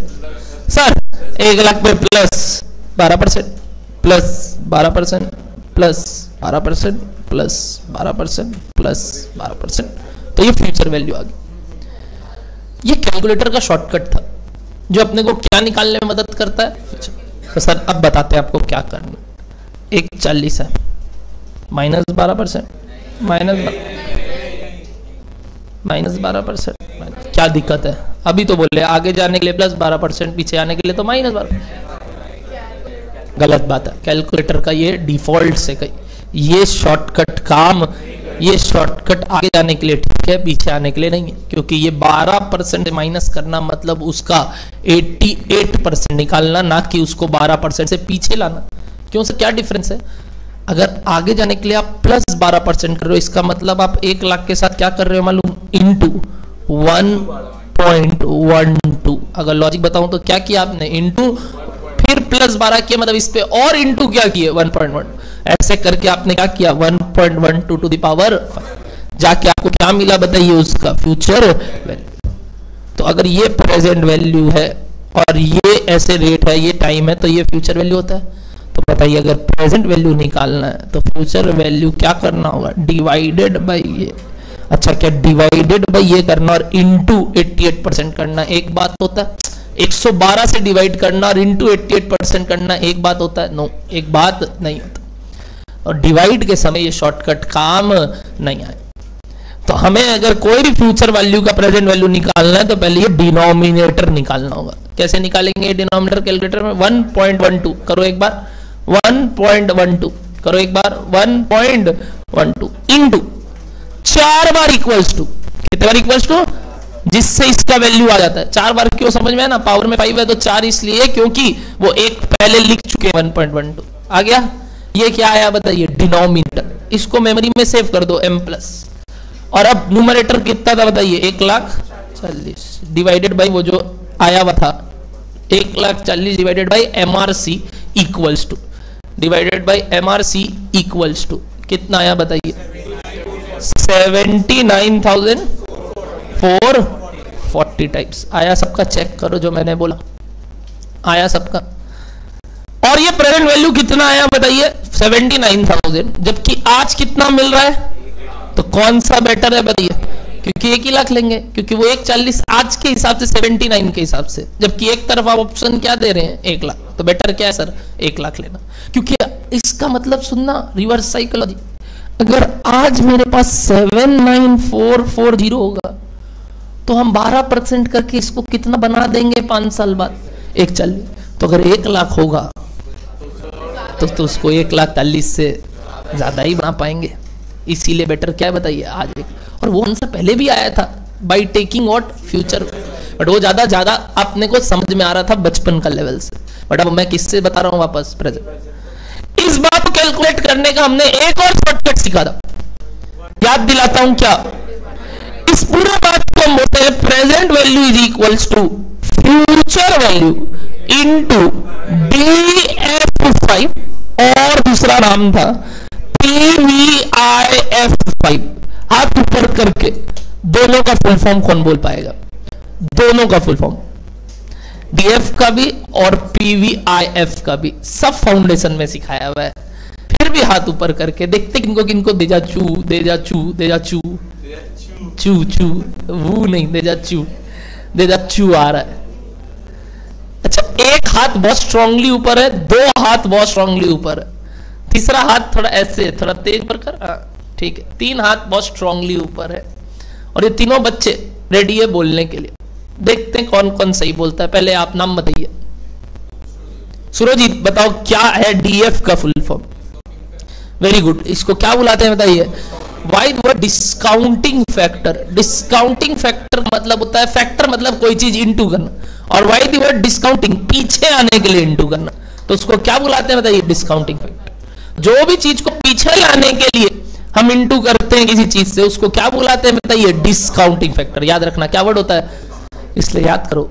बिल्स ऑफ एक्सचेंज में जब अविनाश आपको बोलते हैं कि बिल को बैंक के पास जाओ और क्या करवाओ, तो क्यों वर्ड डिस्काउंट होता था पता है? तब क्या लगता था कि कुछ चार्जेस लगता है, तो डिस्काउंटिंग चार्जेस लगता होगा। The word discounting is not from that word, the discounting is from the word FM, जो बोलता है 3 महीने बाद जो तुमको बिल्स रिसीवेबल का पैसा मिलने वाला था, बैंक तुमको क्या कर दिया? वही पैसा आज दे दिया। उसको बोलते हैं 3 महीने का वैल्यू को कहां पहुंचाना? आज पहुंचाना, जिसको क्या बुलाते हैं? Discounted value. Which is called discounting of bill. इसलिए क्या बुलाते थे आप उस प्रोसेस को? Discount of bill. Why discounting of bill sir? Future का कुछ चीज को आज लेके आना। इसीलिए यहां भी इस फैक्टर को क्या बुलाते हैं बताइए? Discounting factor. दूसरा नाम का फुल फॉर्म बोलो Surjit. Very good, present value interest rate factor. वही इंटरेस्ट रेट फैक्टर तो समझ में आ गया था, बट पीवी मतलब क्या है? Present value. तो प्रेजेंट वैल्यू करने के लिए जो फैक्टर यूज करते हैं जिसका और नाम क्या आया? Discounting factor. और ये 5 क्यों लिखे? गलत, 5th ईयर का। ये दोनों भाषा में बहुत डिफरेंस है। 5 साल का डीएफ का मतलब होता है 5 ईयर्स के लिए। मैंने 5 ईयर्स का डीएफ नहीं लिया, मैंने सिर्फ 5th ईयर का लिया, क्योंकि एक ही कैश फ्लो था 5th ईयर के एंड। दोनों भाषा में बहुत डिफरेंस है। 5 साल का डेटा नहीं है ये किसका डेटा है? 5th ईयर का पॉइंट ऑफ डेटा है। सर ये DF5 क्या होता है? बाबू यही जो आपने ऊपर किया। मेरे को एक बात बताइए, फ्यूचर वैल्यू को किससे डिवाइड किया? संतोष, फ्यूचर वैल्यू को किससे डिवाइड किया? ये वैल्यू बोल क्या है ये? 1.12 टू द पावर 5 इससे डिवाइड किया। क्या संतोष मैं इस बात को ऐसे लिख सकता हूं? Future value into 1/1.12 to the power 5, एक ही बात है। और इसी को अभी आपने क्या नाम दिया बताइए? DF5। यानी DF5 is 1 divided by what बताइए? 1.125 टू द पावर 5। अब ये कैलकुलेटर में तुरंत कैसे आएगा? सुनना, कैलकुलेटर हाथ में वापस से एवरीबॉडी। सबके कैलकुलेटर में काम करना चाहिए। जिसके नहीं कर रहा है, मैंने बचपन में भी बोला था, फेंक दो और नया ले लो। आज पूछेंगे वापस से किनका किनका ये ऑपरेशन काम नहीं कर रहा है। क्या ऑपरेशन? ध्यान से सुनना, ऑन बटन दबा दो और कुछ मत करना एवरीबॉडी, फिर बाद में बोलोगे छूट गया। और पुराना मेमोरी फेब्रुवरी सब उड़ा देना, वैसे लगेगा नहीं बट उड़ा देना। कैसे उड़ाते हैं याद है ना? इच्छा अनुसार MRC दबाते रहिए, इच्छा अनुसार। जितना गुस्सा सब पटक दीजिए उसमें। हाँ, ऐसे 2 हाथ से, 2 उंगली से नहीं। हो गया चालू एवरीबॉडी। आइए, 1 डिवाइडेड बाई 1.12, 1 डिवाइडेड बाई 1.12 5 बार इक्वल्स टू। अच्छा 5 क्यों इस बार सर? आप बोले थे पावर 5 होता है तो 4 ही बार करना होता है। इस बार डिवाइड कर रहे हैं, और इस बार 1.12 जब अपने 1 डिवाइड किए थे, डिवाइड से पहले कुछ 1.12 नहीं लिए थे, जब इंटू करते हैं ना तब एक बार पहले ले लेते, इसलिए वहां 1 कम होता है, यहाँ पे 5 ही बार होता है। जब 5 बार इक्वल्स टू किए, ये जो आया, this is called discounting factor for the 5th year. कितना है एक बार वैल्यू बताएंगे? 0.5674 समथिंग समथिंग समथिंग। इसको किससे इंटू कर देना है तो क्या आ जाएगा? चलो तो इसको 140, वही जो आपने पहले बोला 79,440 टाइप्स। आया क्या एवरीबॉडी? चेक कीजिए, आया क्या एवरीबॉडी? चेक कीजिए। तो इसको क्या भाषा से बुलाए बताइए? Discounting factor. डिस्काउंटिंग फैक्टर निकालने का तरीका 1 divided by 1 plus I, 1 divided by 1 plus I, और इक्वल्स टू उतने बार जितना एथ साल का क्या निकालना है बताइए? Discounting factor. Anybody explain what do you mean by 0.5675? explain broadly। इसका मतलब क्या हुआ? इसका मतलब क्या हुआ? ये क्या है? थोड़ा सा मेरे को विस्तार में इनलाइटन कीजिए। जो हमारा स्लोगन है, एडुकेशन इज एनलाइटमेंट। एनलाइटमेंट कीजिए हमको। देखो बुद्ध भगवान भी बना के रखे हैं, जिनको बोध गया में बनिए ट्री के नीचे एनलाइटमेंट मिला था। तो एनलाइटन जिस मकसद से हम लोग भी पढ़ा रहे हैं, we are not here to make you C. अरे अब जा रहे हैं हम लोग। We are here to teach you so that you automatically become C. आप अगर पढ़ेंगे, नॉलेज लेंगे तो अपने आप सीए बन जाएंगे। चलिए, कितने लोग एनलाइटन करना चाहते हैं मेरे को? ये 0.5674 का तात्पर्य और तरीके से समझाना चाहते हैं। पीछे नाम बताइए आपका? पीयूष। ट्राई लो बाबू। मतलब value of money will change by this factor. Which value of money will change by which factor? Why this factor. और इस फैक्टर का तात्पर्य क्या है अभी भी नहीं समझ में आया। ये फैक्टर का तात्पर्य। ओके, ऑन तो रिम सोचना सबको। यहाँ ऐसे बैठे मत रहो, सोचो। मेरे को सिर्फ इसका बात बताओ, भूल जाओ 140 और भूल जाओ ये, मान लो अब 140 कुछ नहीं है और ये कुछ नहीं है, सिर्फ इसका मतलब चाहिए हमको, बिना ये दो बात यूज किए। हमको नहीं चाहिए फ्यूचर वैल्यू प्रेजेंट वैल्यू का ये दोनों वैल्यू, हमको सिर्फ इस बात का तात्पर्य चाहिए। मैंने लिखाया था पता है ये सब भी DF5 मीन्स बोल के कॉपी में आपके फाउंडेशन में, बट मैं जानता हूं ना कोई उससे कोई आपको हानि नहीं है, ये नहीं बोलता आपको याद रहेगा। उस समय आपने बट बोला था ऐसे थोड़ी भूल जाएंगे, उस समय जब मैंने पढ़ाया था ना तब क्या एटीट्यूड दिखाए थे मेरे को मालूम है, ये थोड़ी भूलेंगे, अभी एग्जाम दे के आएंगे और अभी ऐसे कोई थोड़ी 2 महीने बाद भूल जाएंगे।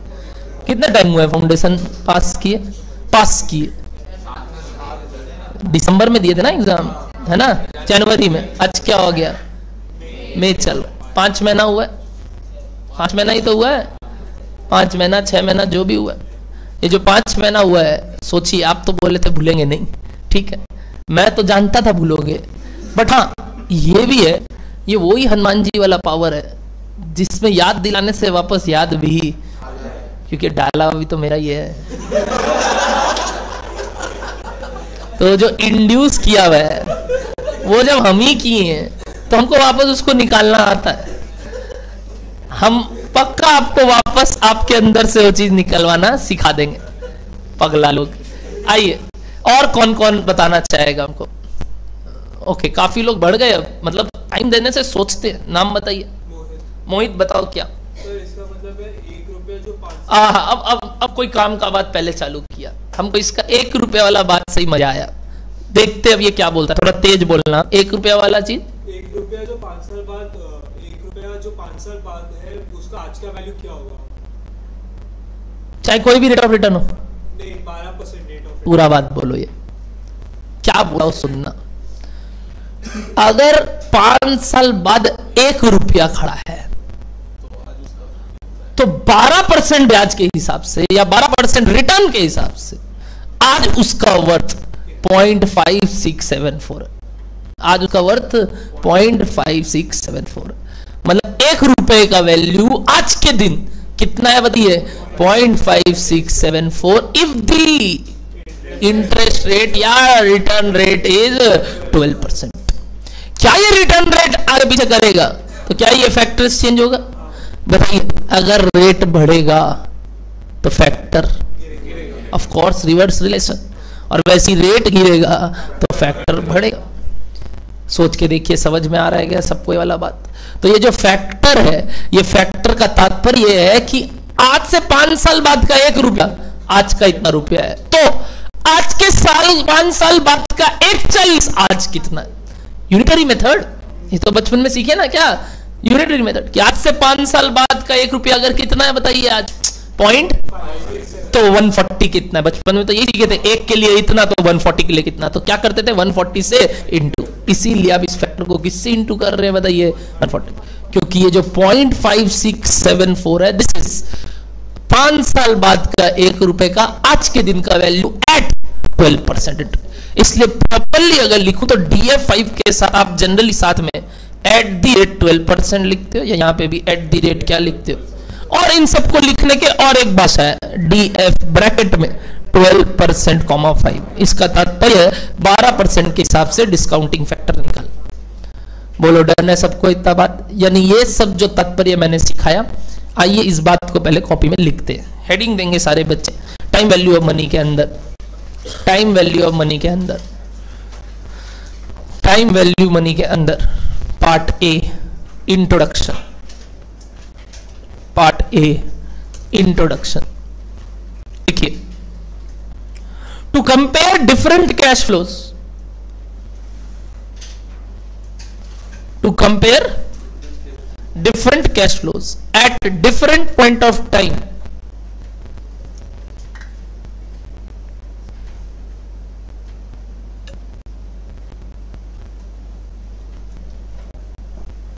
at different point of time we need to bring them,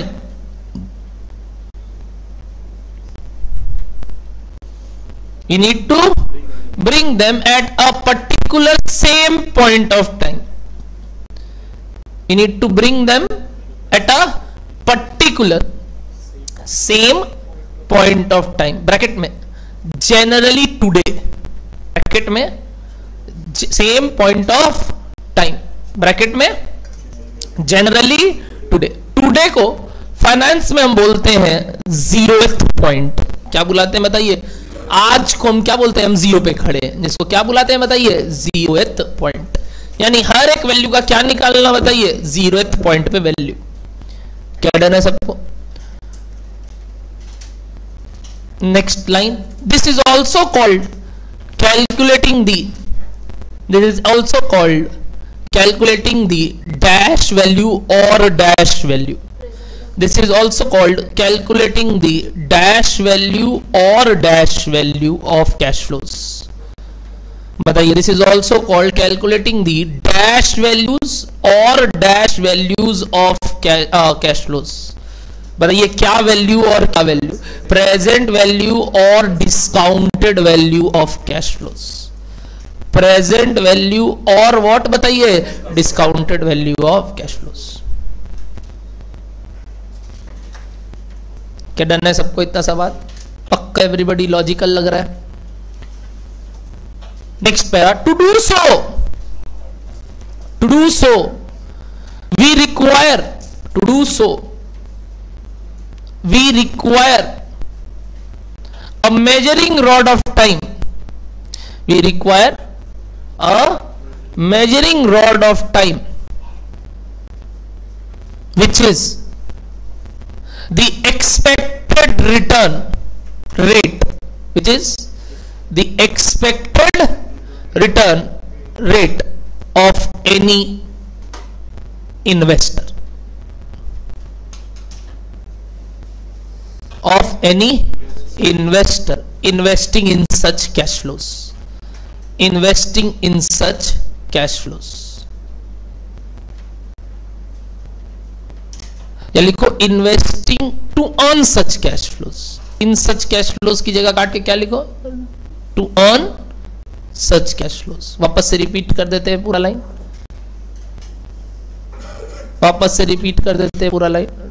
to do so we require a measuring rod of time called expected return rate of any investor investing to earn such cash flows, investing to earn such cash flows।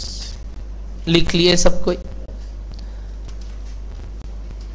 Next line, this expected return rate, this expected return rate varies person to person, varies person to person, varies person to person, full stop।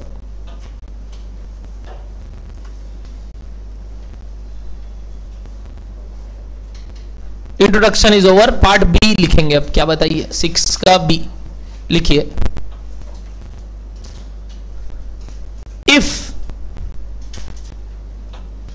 There is single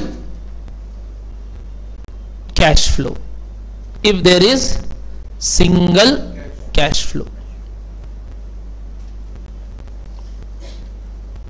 इसके अंदर लिखना example.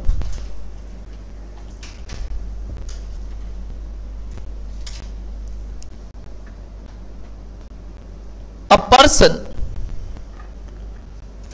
wants to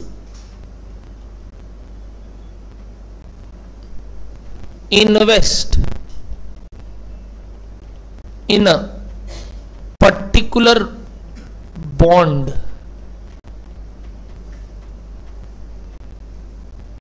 today,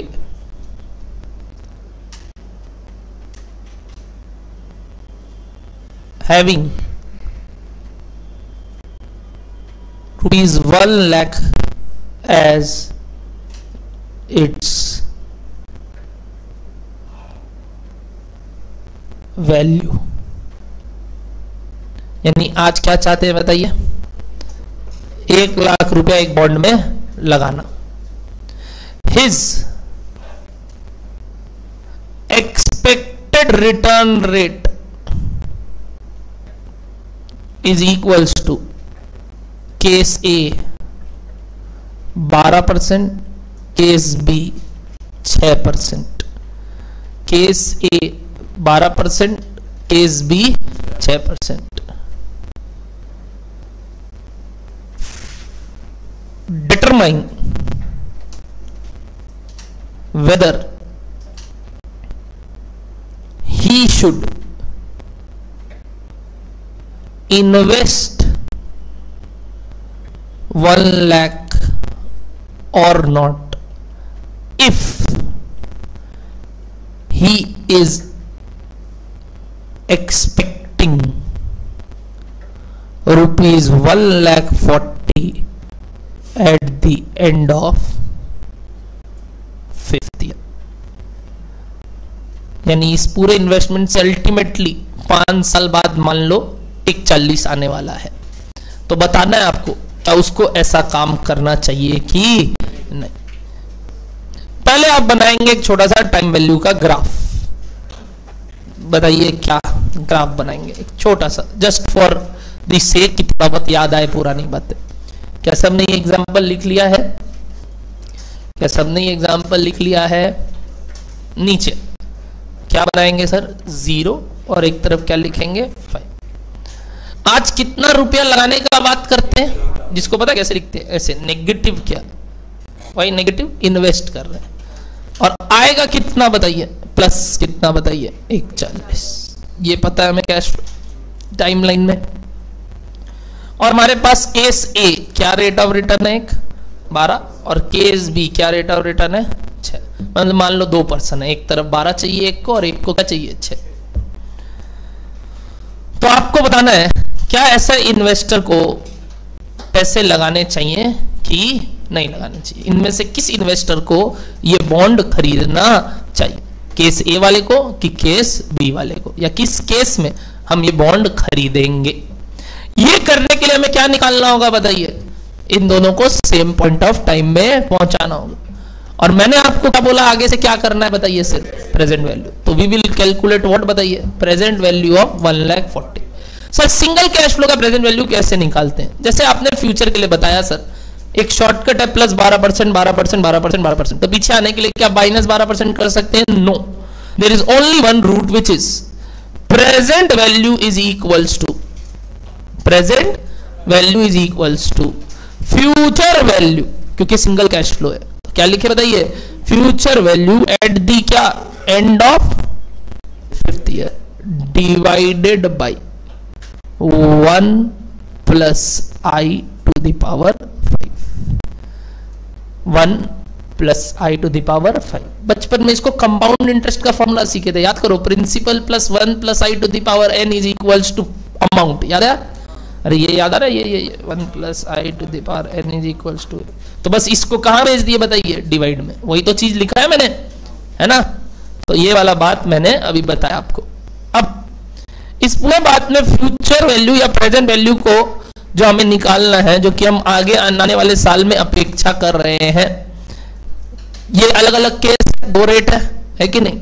तो एक बार case 1 क्या बताइए? If rate of interest is, but इससे करने से पहले सर आपने एक शॉर्टकट सिखाया। क्या शॉर्टकट सिखाया? आपने बोला फ्यूचर वैल्यू को अल्टीमेटली इनटू कर दो 1/1 plus I to the power 5 से, and this 1/1 plus I to the power 5 is called discounting factor और present value interest rate factor.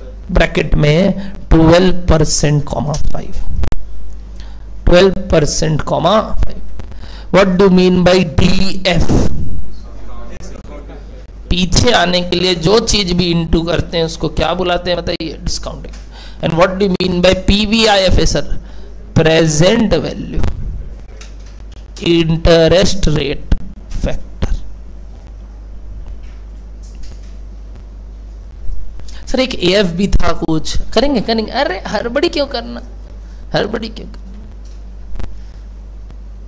जब वहां 9 लगा क्लास, तो यहां भी तो कुछ तो पढ़ाना है। मतलब ये DF और PVIF क्लियर है क्या सबको? 12% 5 साल का। अब what do mean bye sir DF? 12% comma 5, जिसको लिखने का एक और अंदाज आपने सिखाया, DF5 at the rate what? ये क्या होता है सर, बताइए। व्हाट इज DF 12% 5 और इतना मीनिंग, पहले कैलकुलेशन नहीं, मीनिंग जो जिसके लिए मैंने आप लोग से पूछा, बताइए। आज मीनिंग समझिए, असली रस तो अब समझ रहे हैं बाबू। बचपन में तो मैथ्स कर लिए टिक्की टिक्की के लिए, चलो हो गया, बट कंसेप्ट तो लेना था, चलो वहां भी बताया, बट ऑफ कोर्स याद इसलिए नहीं है क्योंकि अप्लाई नहीं किए ना सर। अप्लाई सिर्फ सम्स पे करने के लिए फटाफट कैलकुलेशन करना, बट अब तो इसका एप्लीकेशन समझना है, क्योंकि आगे जाके इसके बेसिस पे कई डिसीजंस लेने में। तो बताइए इसका मतलब, अगर 5 साल बाद 1 रुपए का कुछ चीज है तो उसका आज के दिन का वैल्यू ये होगा 12%। क्या बोलो, डन है? लिखो इस बात को। It means present value of 1 rupee eight the end of what, बताइए, 5th ईयर। प्रेजेंट, ये पूरा ब्रैकेट में, present value of 1 rupee which is eight the end of 5th year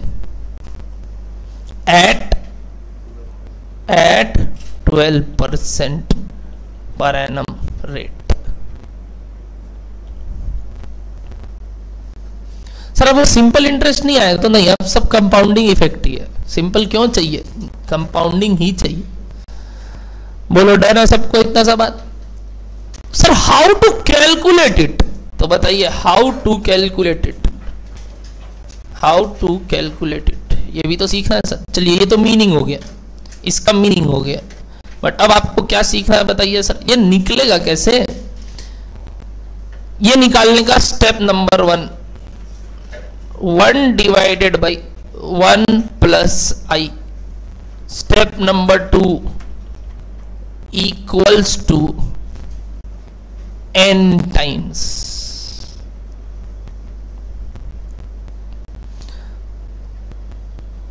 इससे आएगा discounting factor at the end of 5th year. Discounting factor at the end of 5th year.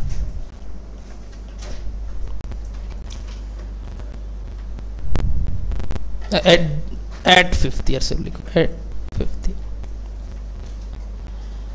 बताइए आ गया क्या? बताएंगे मेरे को किन के कैलकुलेटर में ऑपरेशन काम नहीं कर रहा है। जो ऑपरेशन बोला ये काम नहीं कर रहा, हाथ ऊपर करेंगे। क्या बोला समझे? चलो अभी करो। 1 डिवाइडेड बाई 1.12, 1 डिवाइडेड बाई 1.12 और इक्वल टू कितने बार करो, और नहीं कर रहा है बताओ किनके मतलब इक्वल टू दबाने से आगे नहीं बढ़ रहा है, वहीं रह जा रहा है। कोई का है यहाँ? बोल सकते, कोई शर्माने का बात नहीं है, प्लीज एवरीबडी। कोई का नहीं? कोई 2 बार डिवाइड करके किया? एनीबडी 2 बार डिवाइड बटन दबा के किया कि एक ही बार से हो जा रहा है? पूरा क्लास पक्का? कोई का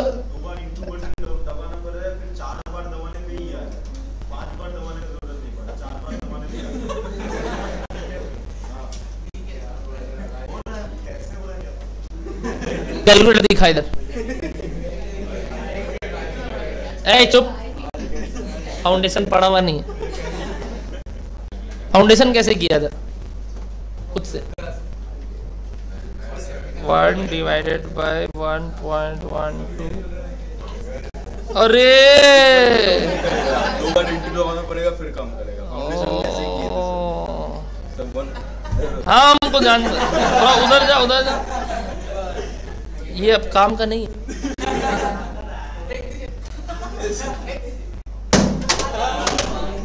नया खरीदना पड़ेगा, ठीक है?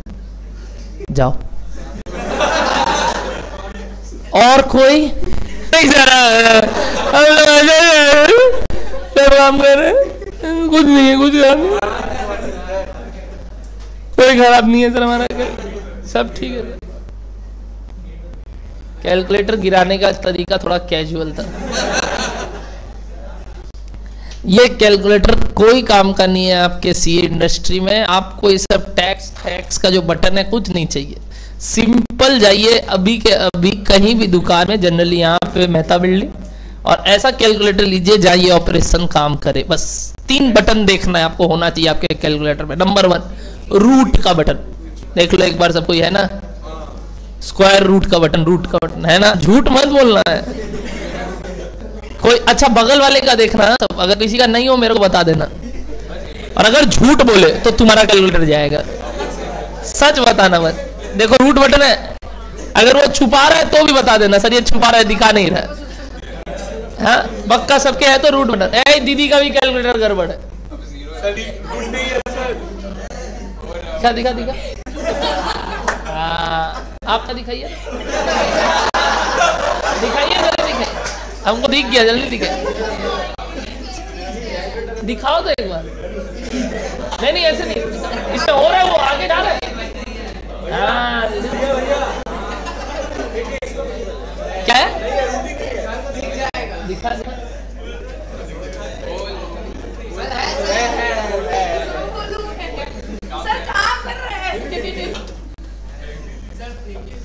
और कोई रूट बटन नहीं, ठीक है। एनीबडी जिसके जीटी बटन नहीं है, गो टू नहीं बोला, गो टू जीटी अलग है, गो टू अलग है। क्या नहीं है, दिखा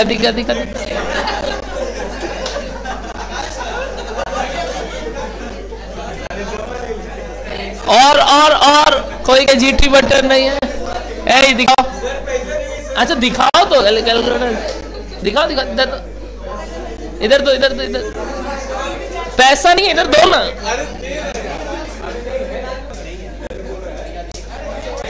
और किसके नहीं है दिखाना। ये कैलकुलेटर का नाम है MJ120D। एनीबडी और किसी के पास MJ120D कैशियो 12D में है, सबके है बाकी। अरे बगल वाले का बताओ रे, मजा आएगा।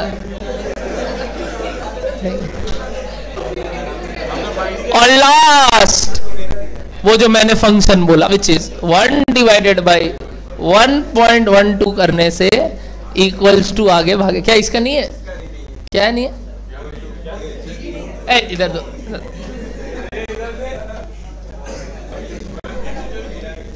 तो इसमें तो नहीं होगा, सबके ही नहीं है ना। जिसके पास भी ये वाला है कैलकुलेटर MJ120D, उसका एक और आया है ना, इक्वल टू नहीं। बकवास कर रहा है तू।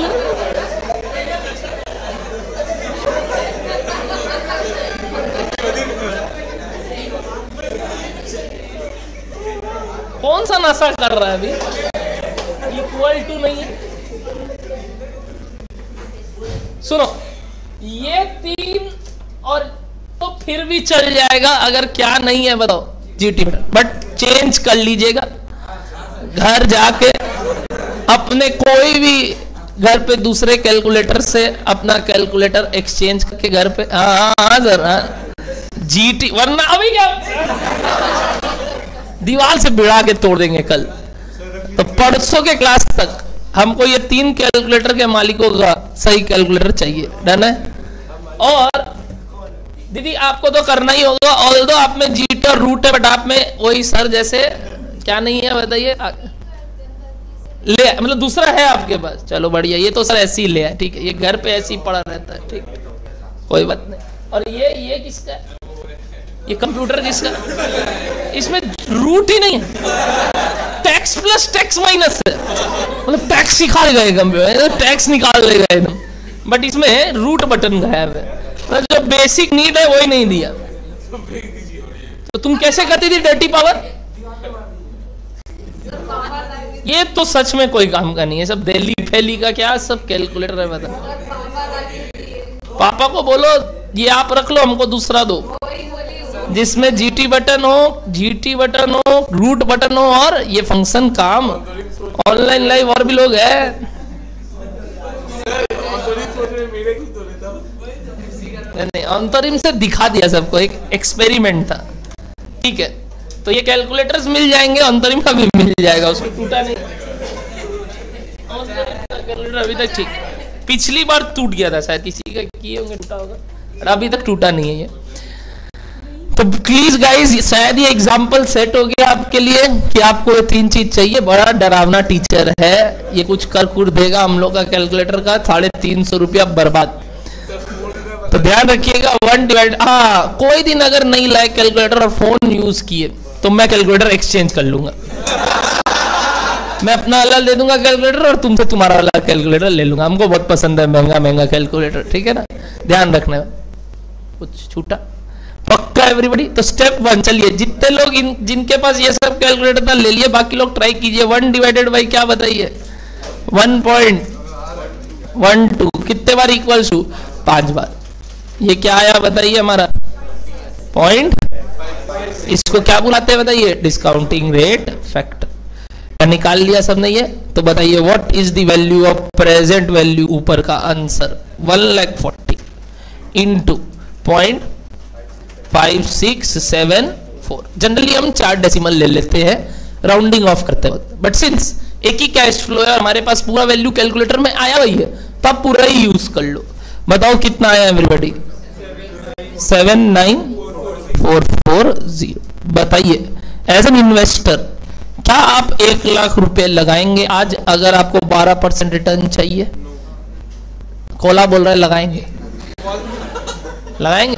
तुम ऐसे क्यों किया, ऐसे ही हाँ या ना, ऐसे कर हाँ या ना, हाँ तो ऐसे बोल रहे फिर हाँ या ना, क्या नहीं सर गले में कोला टकी है, हाँ या ना, नहीं। अच्छा, अरे हमको मालूम नहीं कोला का मतलब, ऐसे ही बोल रहे, कुछ गलत बात नहीं है तो हमको नहीं मालूम तुम लोग का भाषा क्या है ये कोला फोला। सुनना, ये जो 79440 आया ये क्या आया बताइए, फ्यूचर वैल्यू का आज के दिन का वैल्यू। और आज कितना लगा रहे हैं बताइए, 1 लाख लगा के इतना कमाना चाहते हैं क्या? नहीं, of course we will not invest in such bond. इस बात को हम फाइनेंस के भाषा में बोलते हैं कि इन्वेस्टर बोलेगा the bond is trading rich. क्या भारी भाषा बोले सुने, the bond is trading rich, यानी investor should not go long, investor should not go long. Not go long का मतलब होता है खरीदना नहीं, लॉन्ग जाना। कोई भी मार्केट में लॉन्ग जाने का मतलब क्या होता है, ये खरीदना, और शॉर्ट जाने का मतलब क्या होता है, बेचना। ये फाइनेंस का भाषा है।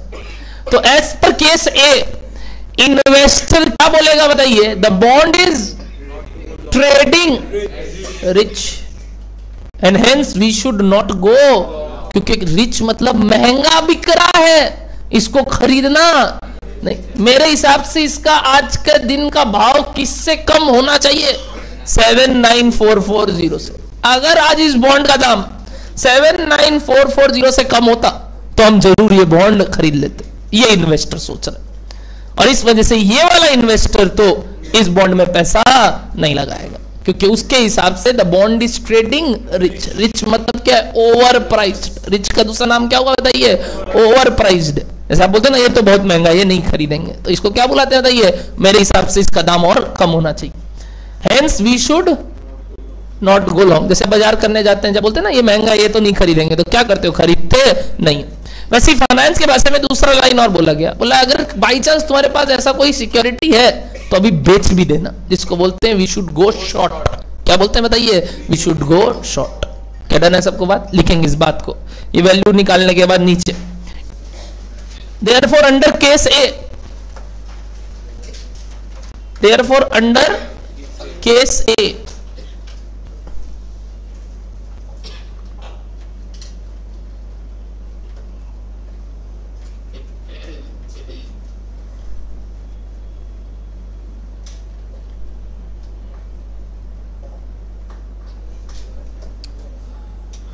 ओके मेरे ख्याल से नेट चला गया है और इस वजह से ऑनलाइन लाइव क्लास नहीं कर पा रहे होंगे। कोई बात नहीं, ऑनलाइन लाइव मेरा 5-7 मिनट का डिस्कशन बचा, आप प्लीज़ बैकअप में कर लीजिएगा, जैसे आप सुन भी रहे हैं। ऑफ कोर्स आपको भी सुनाई नहीं दे रहा है, मैं ऐसे ही बोल रहा हूँ, बट जब आप वीडियो देखोगे कर लेना, ग्रुप में लिख देंगे वो बात, कोई टेंशन नहीं है। आ जाओ, तो बताइए क्या बोला अंडर केस ए, बताइए the bond is trading rich bracket में overpriced, the bond is trading rich bracket में ओवर प्राइस्ड,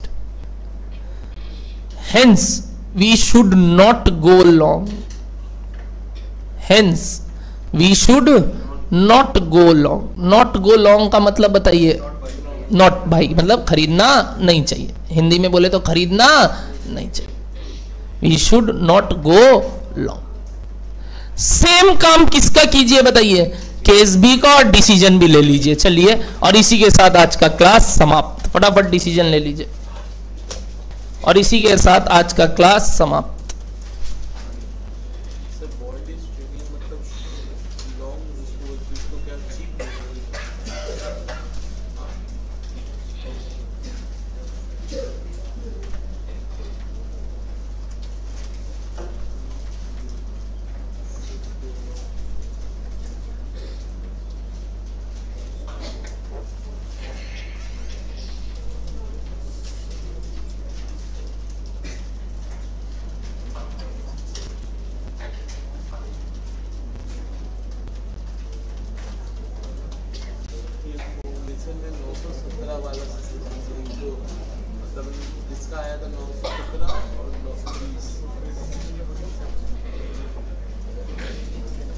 कर लिए।